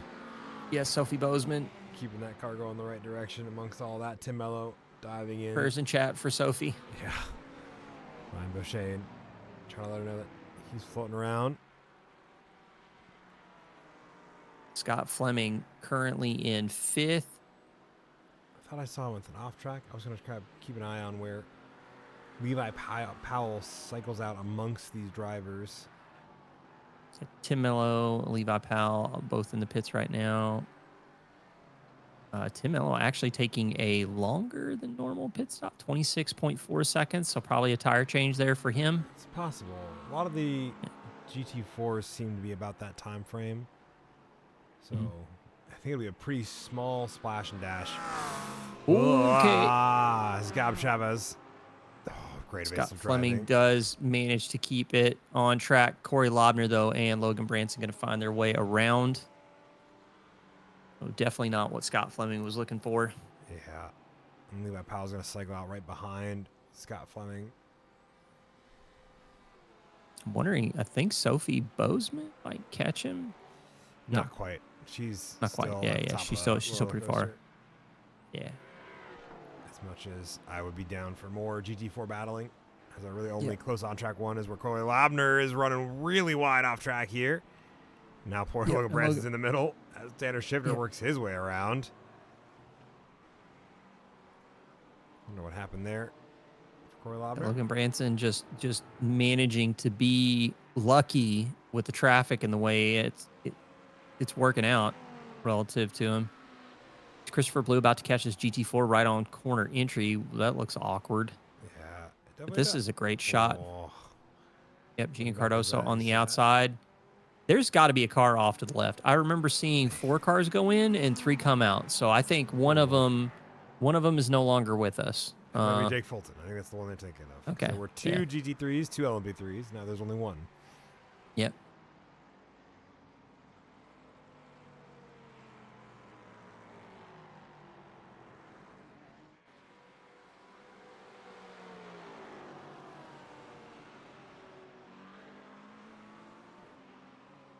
Yeah, this is crazy. Everybody's moving in and out of draft on the back straight as they get ready to go into roller coaster. Is that Ethan Hamlin?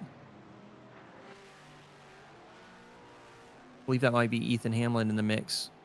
Yes, that is Ethan Hamlin, who's working his way back through the mix again. It has been such a busy track at this very moment for these drivers. And we're close. We are close to the halfway point. Can you believe it? Oh man, we're close to the halfway point. I'm very curious about what the off-track count is for some of these drivers. Yeah. Because I think we got to be getting close to DT territory. Whoa. Steve McLean. Oh, Steve McLean off in no man's land. Yeah, also, and Christopher, no. Yes, Christopher Blue with a meatball. Oh, that looks that right front is broken. It is. What happened here? All right. Is he gonna try and get it home? It looks like it. I don't think he's giving a whole lot of effort, but Christopher Blue is a never surrender kind of personality, although he's got some LMP3s on the way in. I want to make it even more scary. 2 separate incidents, it looks like. Stephen McLean off here by himself. Yep, manages to keep it. And this is everyone. What happens here. Oh. Is that net code? I think that's got to be net code. Oh, into that tire barrier right there. Yeah. Let's do. I think it was definitely net code, at least for part of it, and then that's where you saw that damage, the front left or front right. Unlucky, man. Yeah. I mean, I don't know the reason for why the move was necessary, but it just felt like. I'm just trying to figure out like what caused it. Yeah, like, so what Gene's gonna like move over to the left. Yeah. I don't know if he was moving in front to like create a draft I think it was or what, but pulling him there because he definitely looked like he did not have a stable handle on that. Yeah, and that was wild. All this, Alan Love also with a meatball flag. Oh, he's just off track. Yep. And that is. Yep. And then into the. Got to have a broken suspension Yeah. somewhere in there. Somewhere in there we feel it. Oh, no. What's it from? I think it's his rear right. I don't think it's properly attached. Okay. Makes sense. Because it looks compressed in the back, but I could be wrong. It could just be low. But Yeah. he's right at the pit, so he's gonna take advantage of that. And one more while we're looking at some replays of incidents that have been going on while we've been looking at these. Another bit of snap over to here, and that will damage that right rear to where it's no longer functioning correctly. Yeah, it is toe out. Got a good shot of the engineering wall. Yep. Pit crew over there putting in the hard work. Oh, and we got Jaden Ledbetter moving through some GT3 traffic. Andrew Mathias just letting Jaden know that we'll have none of your black flag shenanigans. Yeah, Robert Lewis. As right as Jaden escorts Robert Lewis to the dirt. All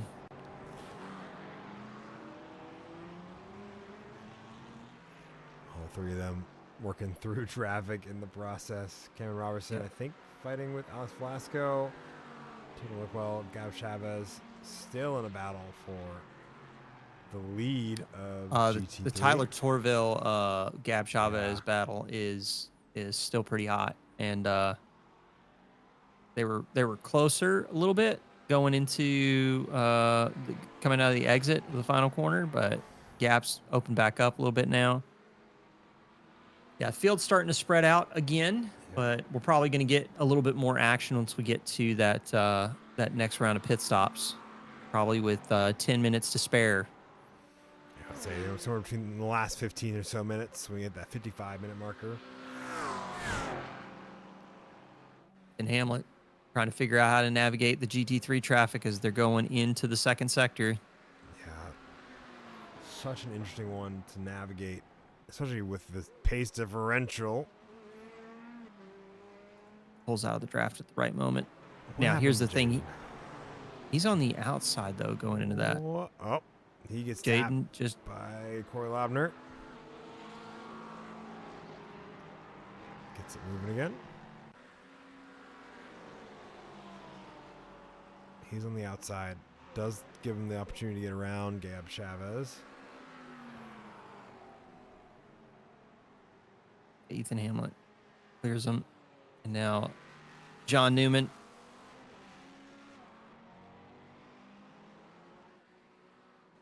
Man, John Newman is going to write a 1-star Yelp review for whoever put him in witness protection. Because they are, I would say, the amount of times he's probably had to change where he lives because somebody found out, it's too dang high. Yeah. So that Robert Lewis, Andrew Mathias battle, looks like Andrew Mathias did find his way around. Looks like it. Take a quick look to see how Nathaniel Baker and Jaden Ledbetter are faring. About half a second between those drivers before they go into the braking zone. And Jaden going to make Ryan Beauchesne walk the plank. oh boy. And Eduardo Zamora rejoining. Yep, Eduardo Zamora taking the gamer line into the penultimate corner. Mathias letting Henry Garcia know that he has a place to be.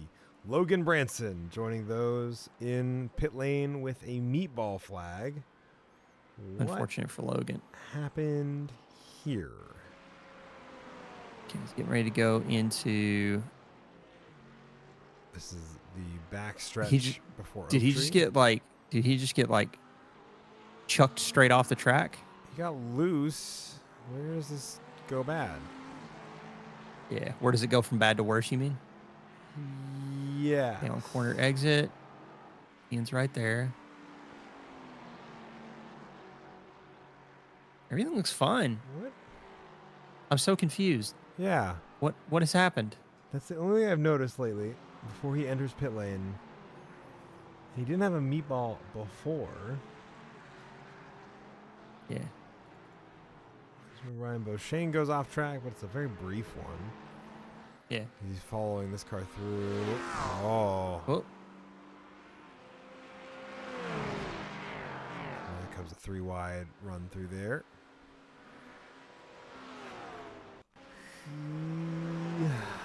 Yeah, I don't see it.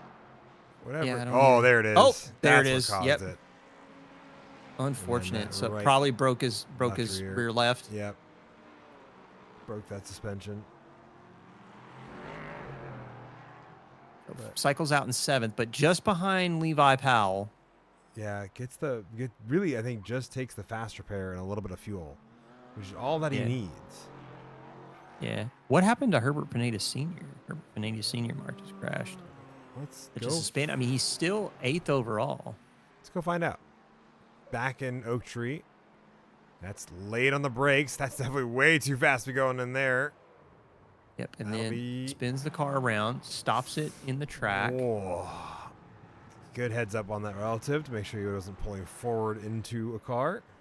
Benjamin O'Shea does find his way around. Andrew Mathias still trying to stay out in front of Beltan, and good race between these two so far. These two having a pretty good race. Ty Troville giving Gab Chavez a bit of room, not intentionally. Eduardo Zamora pulls the trigger on second pit stop on lap 23, 19.5 in the box. I think he's good to the end. I would have to think so as well. Coming on about 25 minutes, and he's one of our other kind of early pit stop drivers, taking his second and likely final.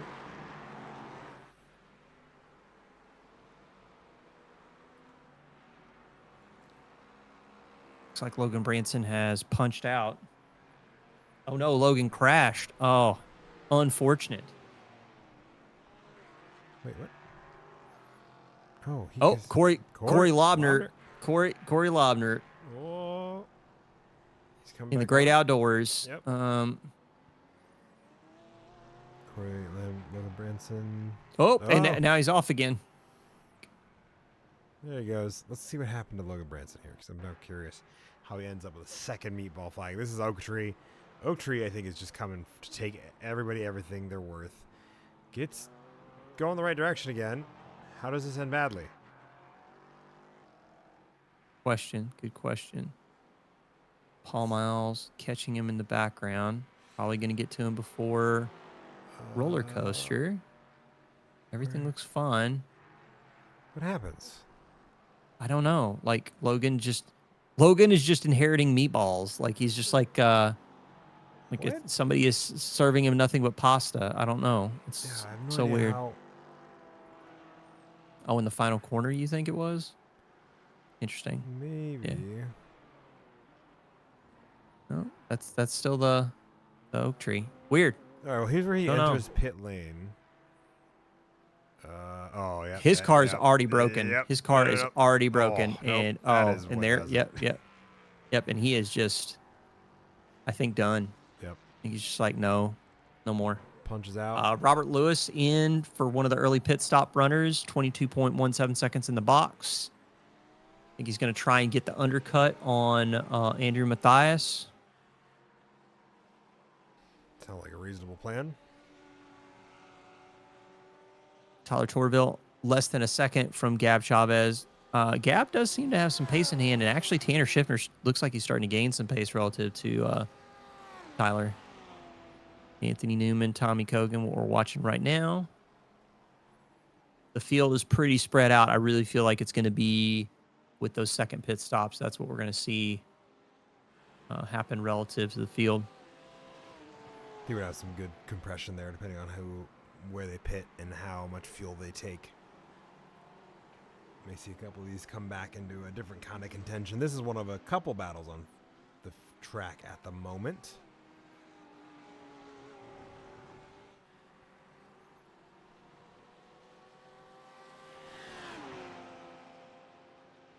So we've got a few runners that have all pulled the trigger on second pit stops. Anthony Newman is all over the back of Tommy Kogan. Yeah.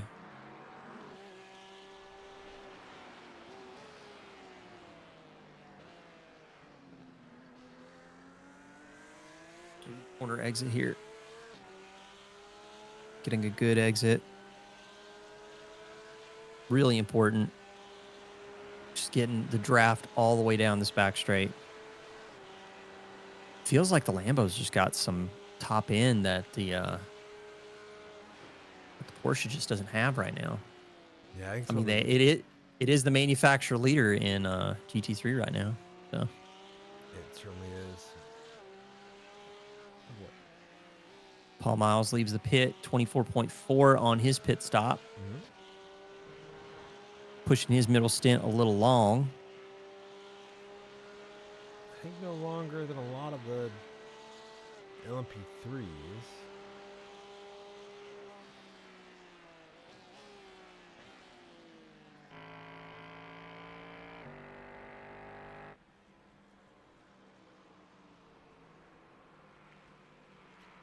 Jaden Ledbetter trying to catch Nathaniel Baker in the two most difficult to distinguish cars from one another.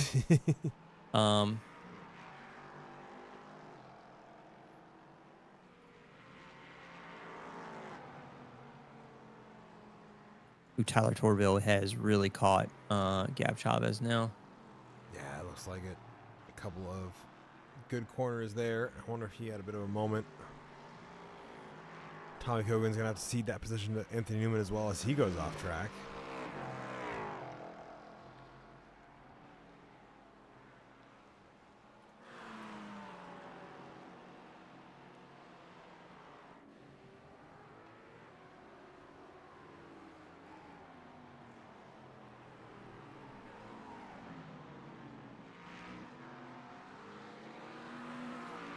Cameron Robertson's got to wait to get around these GT3s.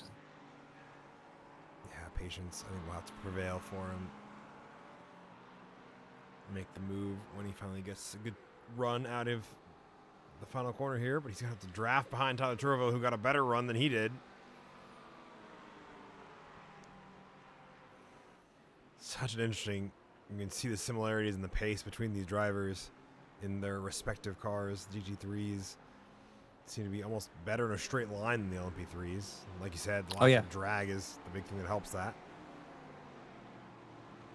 As well as... Everybody say goodnight to my dad. Good night.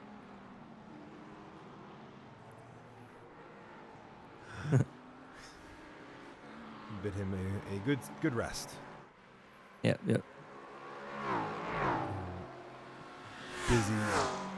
Busy day. Yep. So well and Cameron Robertson's still stuck. Yeah, he has nowhere to be. And I believe that is bringing who's that? It's not Paul Miles. That I believe that's a lapped LMP3 that's behind him, or a lapping LMP3. Yeah, it's not Paul Miles, but I think it is a lapping LMP3. I don't know which one. I want to take a look at this battle where Jaden Ledbetter got around Nathaniel Baker for a moment. No, just pretty consistently.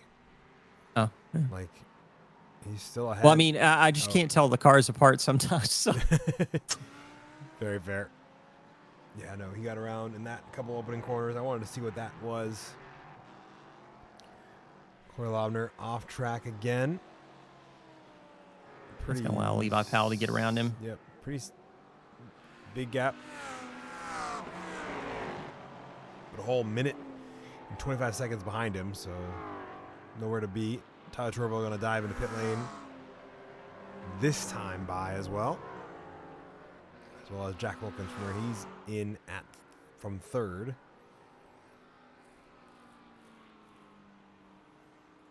We're going for those undercuts. Mm-hmm. Well, with less than 20 minutes left to go, the fuel window, I think, for the final pit stop for these drivers well and truly open.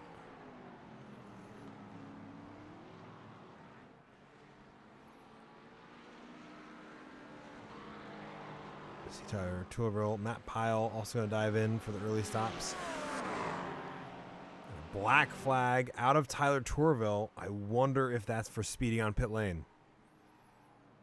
I mean, that's what I would think it is, because I don't think he went off track in any kind of capacity where he would have gotten a drive-through for off tracks. But that is going to absolutely torch the effort that Tyler has put in. Let's take a look and see.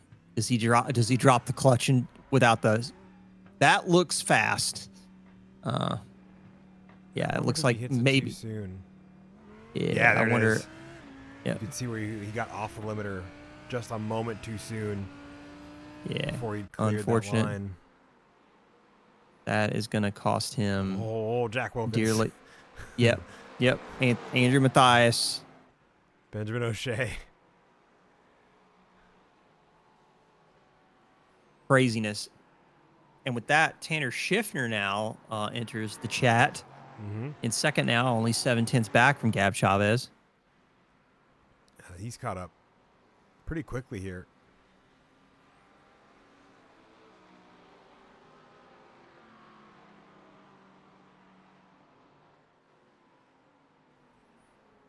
Paul York. Looks like he's just... Can't tell if he might have been coming out of the pits. Yes. He just did his third stop. Anthony Newman, Tommy Kogan in the pits. Let's see how long their pit stops are. Boom.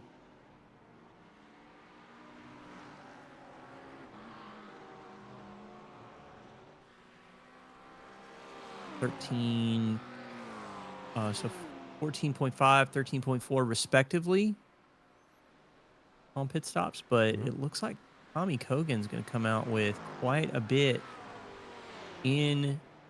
No, not really. Even with that extra pit stop, it looks like he only managed to sneak out.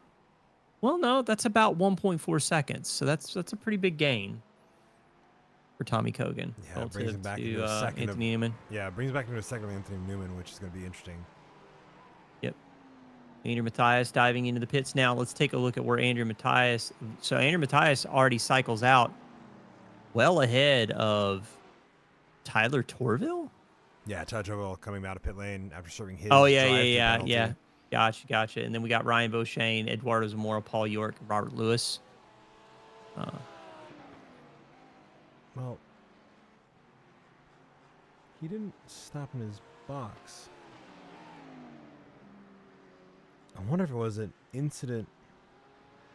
Might have been a drive-through for incident limit. No, he did stop in his box for 16 seconds. A second time. Interesting. All right, so Gab Chavez, Tanner Schiffner both in the pits now. This is for the lead of GT3. Yeah, it'd be interesting to see where these two drivers come out of the pit lane. See who wins the duel here off of that. Yep.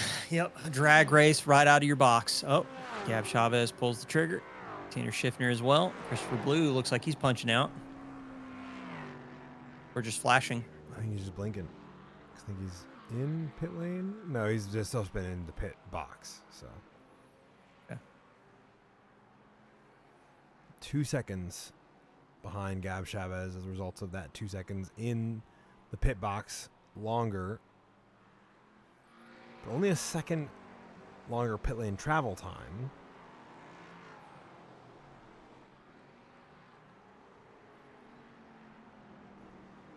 $15 minutes left. And Matthias now defending from Tyler Torville after Tyler Torville served his stop-and-go penalty for speeding on pit lane. The last kind of close on-track action. We'll have another round of pit stops for the LMP3s as well. A lot of those drivers are going to be coming in with about 10 minutes to go, if not closer to the end, to do a splash and dash.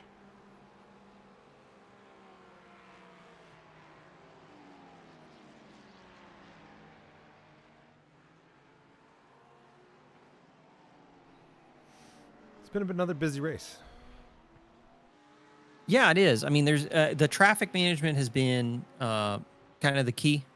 I think folks that have been able to manage it quite well have benefited from that. I feel like Ethan Hamlin, Gab Chavez, Tanner Schiffner, Jake Hewitt, Tim Mello, all kind of like benefiting from. Oh no. Yep, and that is in the wall.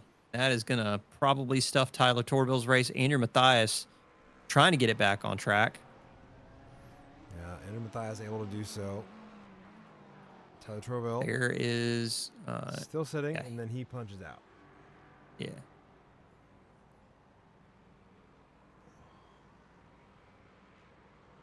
Unfortunate. Yeah, what did happen there?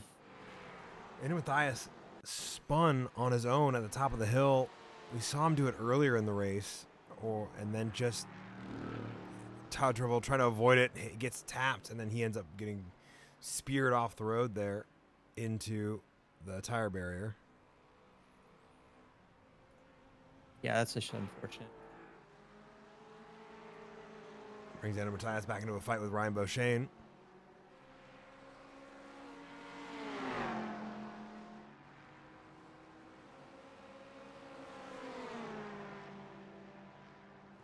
Ryan Beauchesne trying to get around as well. He's going to make it 3 wide as Luke Patrick is working his way around.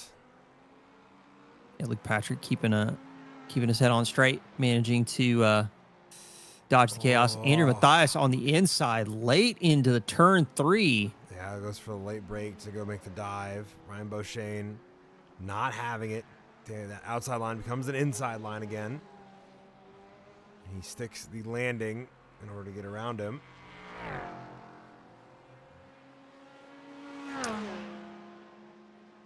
Jake Hewitt in for his last pit stop.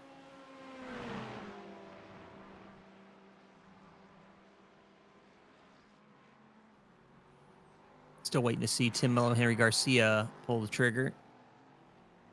Yeah, Tim Mello had a spin earlier, not too long ago, amongst that craziness. We saw Andrew Matthias and Tyler Torville. Jack Williams as well had a small off. Ethan Hamlin's going to dive in from the lead of the race to do his final pit stop.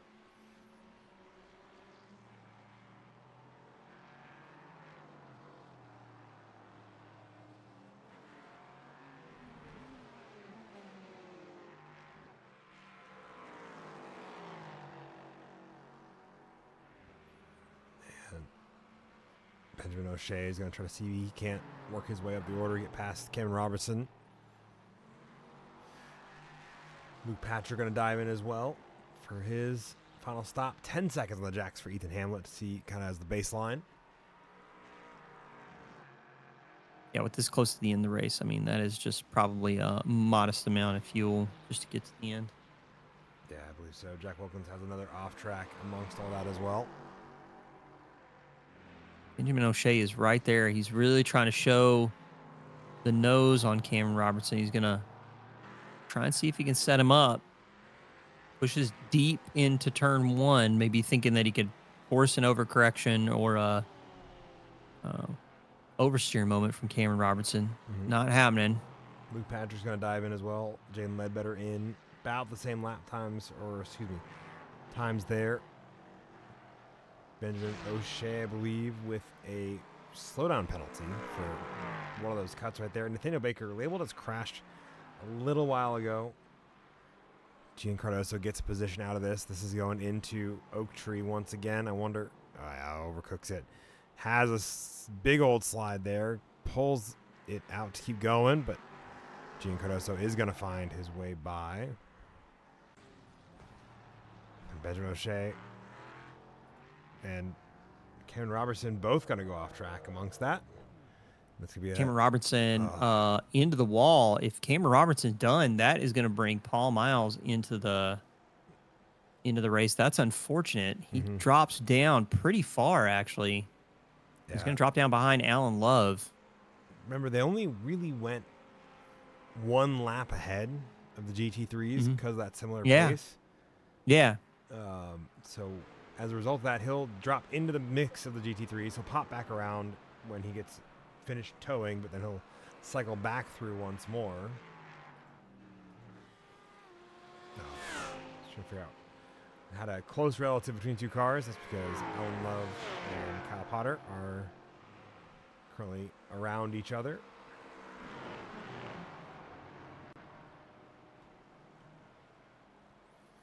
So, Andrew Matthias fending off, trying to keep up with Ryan Beauchesne. One of our last on-track pieces of action. Last of the pit stops, I think, have mostly come to a conclusion. Tim Mello, like you said, I think is one of the only two that need to come back down pit road one more time in the last 10 minutes. Yeah, I think it's pretty much the field is the way that it is. It's really down to, can you apply the pressure? Can you force a mistake? Or is your opponent going to lose concentration? Or are you going to lose concentration? You know? I mean, you know what they say about the last 10% of a trip? Most dangerous. Yep. Get relaxed. Get comfortable. You know, especially if it's the last 10% on the way home. Mm-hmm. Because you usually know where you're going. Yep. Take it for granted. When it gets dangerous, Absolutely. Henry Garcia going to cycle out in third in front of Levi Powell. Just in front of Levi Powell. I mean, just. There's two of them there. Levi Powell, a fantastic amount of consistency to see himself fourth overall. I mean, that's pretty on par with what I think we saw from him in terms of performance in round 6, round 7. Ethan Hamlet taking almost the autocross line on the outside to get around the GT4 traffic. Alex Velasco, Nathaniel Baker going to try and find their way around it. Yep.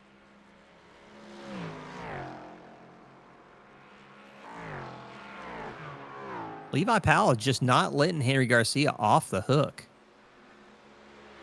Same with Tanner Schiffner and Gab Chavez right now. Still has to do, I think, his last fuel stop. Last kind of on-pace driver alongside Tim Mello.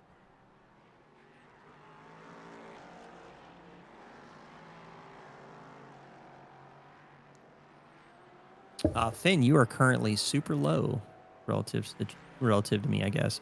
It also could just be because I'm feeling boomy. You are feeling boomy, and then I'm also, I think I've moved away just enough from the mic to where I'm therefore low. I need to. Did something get tweaked? Oh yeah, I got tweaked. Multi-class racing at VIR. That'll get you. I'm gonna cue Mr. Ryan Cody and say I'm fully torqued. Gab Chavez, Tanner Schiffner. 3/10 between these two drivers. Yeah. Hopefully, this is a little bit better. We'll find out. Yeah, less than 6 minutes. Here's the thing: your levels to me, haven't changed. Great. It's only because I think Discord auto, changes it a little bit on my end. Yeah. But the input for OBS is, leveled differently. Yeah. Tim Mello, Levi Powell, both in the pits. Levi Powell with a black flag. I wonder if that's for either speeding or for an incident limit. Tim Mello in the box for 48 seconds. That seems long. Yeah. I wonder if he got a speeding penalty as well. It's a good question. I don't know. Let's see if we can spot it. Here's his entry into pit lane.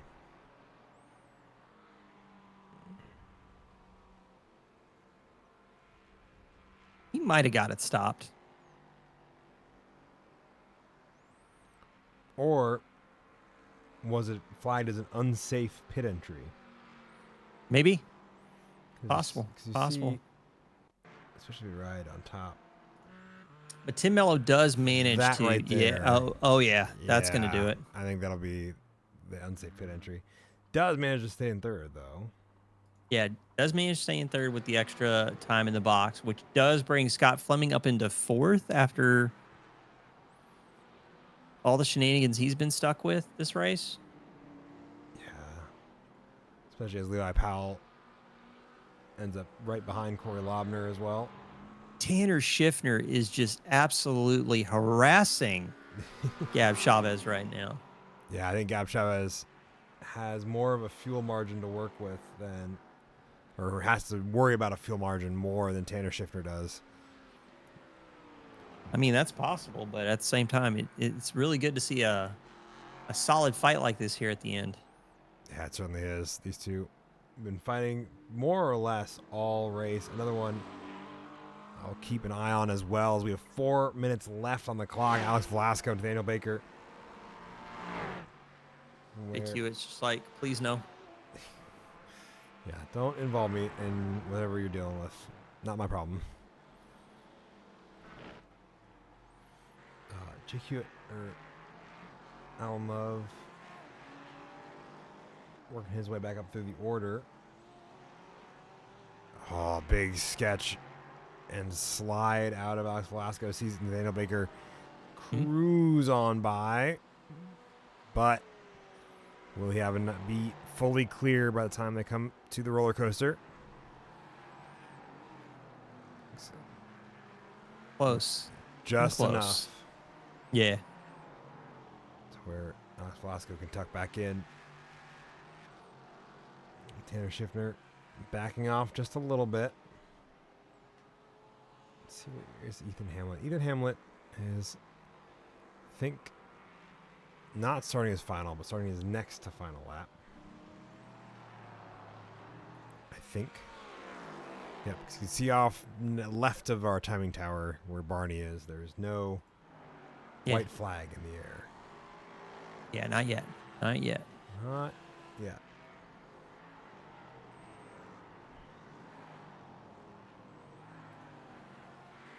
So it looks like the Alex Velasco, Nathaniel Baker battle is where it's at. Yeah, especially with Nathaniel Baker being off track now. And also with a black flag for incident limit. It's gonna smart. Just a little bit. Just enough to add insult to injury. So with that, we are down to literally one fight left on track. These guys have been part of that three-way battle with Tyler Torville early on, and Gab Chavez, the King of Chicago, trying to deal with the wide sniffer from Tanner Schiffner right now. He's getting snooted. Yeah, you can see Gab Chavez playing that defensive line. Tanner diving around the outside, but can't keep the nose in. Has to find a new way around. New fight. Chris is letting us know that Jaden and Gian, although Gian lost a little bit of ground. Oh, that is close. That's close. Yep. Definitely barely enough room for the Holy Spirit in that moment. Yep. A judicious use of the curbing. Corey Lobner. Stay out of it. Yep. Yep.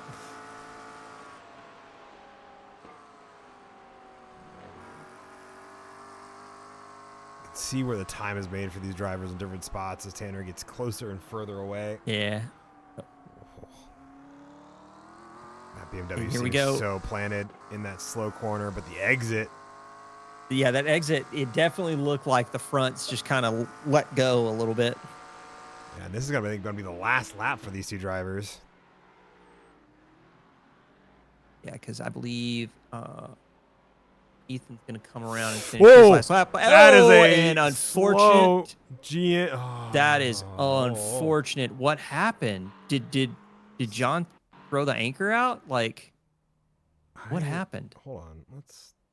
There's no way. He's Is just he closing. Out of fuel? I have no idea. And that Gab Chavez barely avoids him in time. Oh, man. And then just Tanner Schiffner absolutely gets trashed. Yeah. He's just trying to limp it home. Yeah, because he has no front left, fully trying to honest, turn that corner. I don't know if he has a front left or a front right. I don't think he has a front left or a front right. I think he's just trying to push it around with the hopes that he can get it to the checkered flag. Yeah, I think that's all he's trying to do at this point. Ethan Hamlin's going to take home the win there. Gab Chavez gets home, has to do one more lap ahead of the rest of the field. Yeah. But Anthony Newman. Yeah. It's going to come on P2 there with Tommy Hogan in third. Tanner Shibner finally makes his way home in 6th. Just trying to salvage whatever he can out of that. Yeah, that is really unfortunate. Jake Hewitt's going to take the win. What happened to John I don't Newman know. before that? I really don't know. Is he out of gas? He's got to be out of gas, right? I have to imagine that's what happened there. I don't see any other off tracks from him prior. Yeah, I don't know. Ugh. I don't know. But more GT4s coming across the line. Henry Garcia in second. Still waiting for Tim Mello, Scott Fleming. But from 6th on down, pretty much decided. Yeah. Scott Fleming coming around the penultimate corner now. Tim Mello going to finish behind 3rd. Yeah, he's going to finish behind Tim Mello. Definitely not the way we wanted it to end, but certainly not.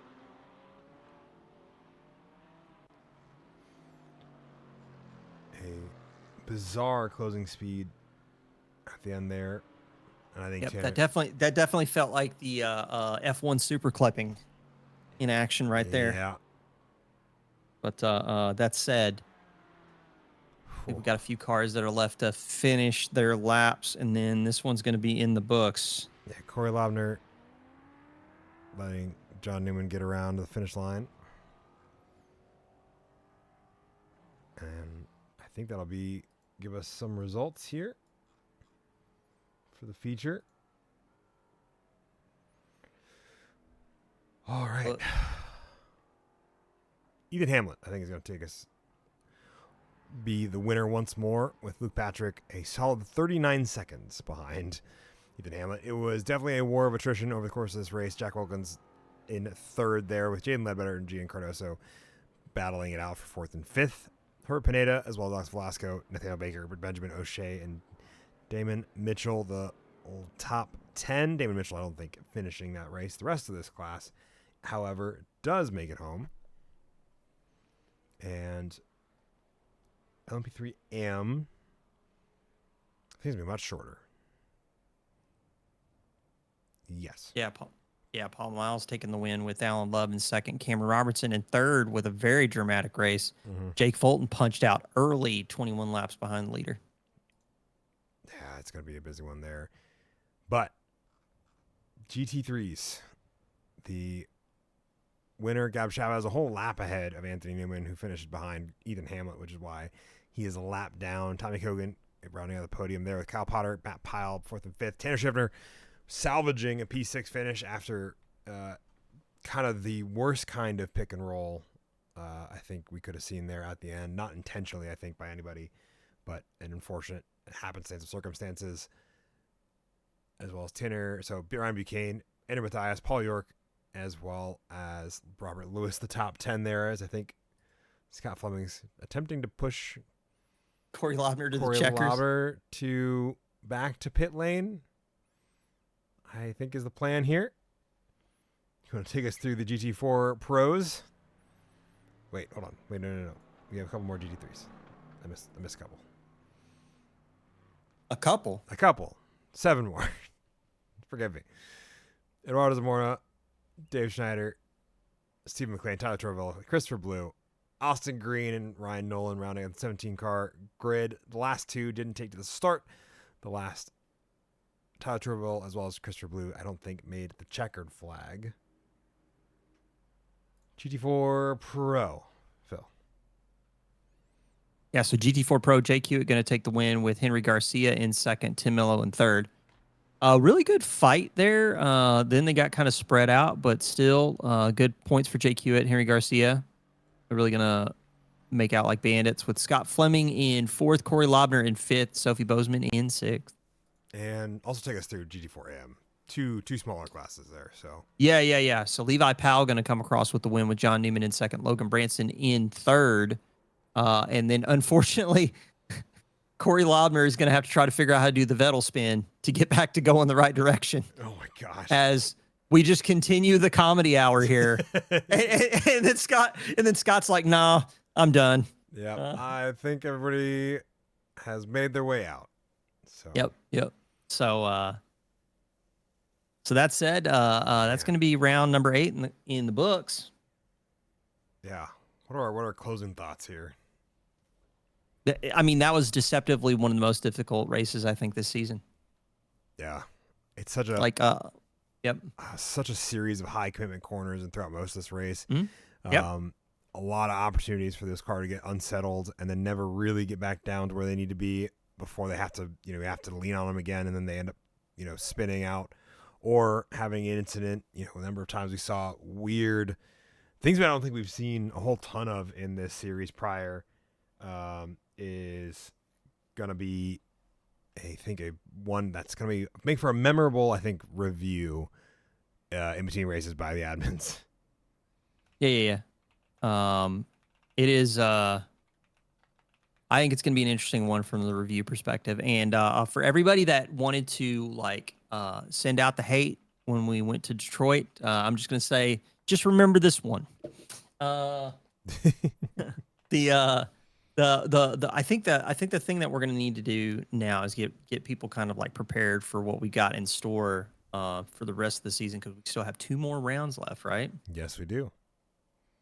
Yeah, so we've got a 90-minute and a 100-minute finale coming. April 25th, we're going to be in Indianapolis Road Course. There is wet weather in the forecast. April 25th, 90-minute feature race. I think that's going to be exciting. And then our series finale, 100 minutes at Road Atlanta, the petitest Le Mans. The petitest Le Mans. I mean, yeah. it is very petite. So that said, I think I'm really excited to see. We got the 3 drop rounds, so we're going to get maybe some more drop round calculations for you all next week. Yes. And I think there's going to be a lot of things to get. Hardware failure for John Newman is what led to the issue. Yeah, and that makes black screen. Sense. Yep. He just loses the screen, and then Still heartbreaking. Yep. So should we go ahead and get the raid fired up? I think so. We'll talk real quick this one out as we're working on that about if this is something you've been hanging around with the past 70 minutes and feel like that's something you want to take a part in for future rounds, or just be a part of the action in the community in general. Check us out. We got a website. We got a Discord. Both of those, well, just so kindly put in the chat for us. Both of them will take you to our websites. Well, both of those will take you to where you need to go to be a part of the racing, part of the community. The website, a work of, a labor of love out of the hardest working man in sim racing, Mark Coyne. And the Discord, the place you can go to see where we're at, where you want to get in on the action. Can't remember. I meant to ask in between weeks here, between last week and this week, when I said it last time, that it was one. I wanted to see if we had any availability, or if we were still in kind of the waiting list section of racing that we get to most of the time. But I think it'll be so check us out on Discord if you want to be in on the action. If not immediately, usually we have spots open up pretty frequently. So yeah. Let's go ahead and get this started. So we got the raid fired up to go see MX5 all day. We go see him quite regularly. So drop in, give him a shout out from Track Limits Racing. Yeah. Does in fact, I think MX5 most of the time. So we will see you all, I believe, in 2 weeks' time for Indianapolis, this wet to dry race. I'm looking forward to it because wet racing in general is one of my favorite things in sim racing. So the opportunity to do it is always a blast. But are you fired up, ready to go? Yeah, I'd say, are we all ready to get this on the road? Any final thoughts, closing things, thank yous? No, sir. Things we haven't missed? Sir. So, all right. Well, we will see you all here in a couple weekends' time for Indianapolis. Until then, stay safe, take care. We'll see y'all very soon.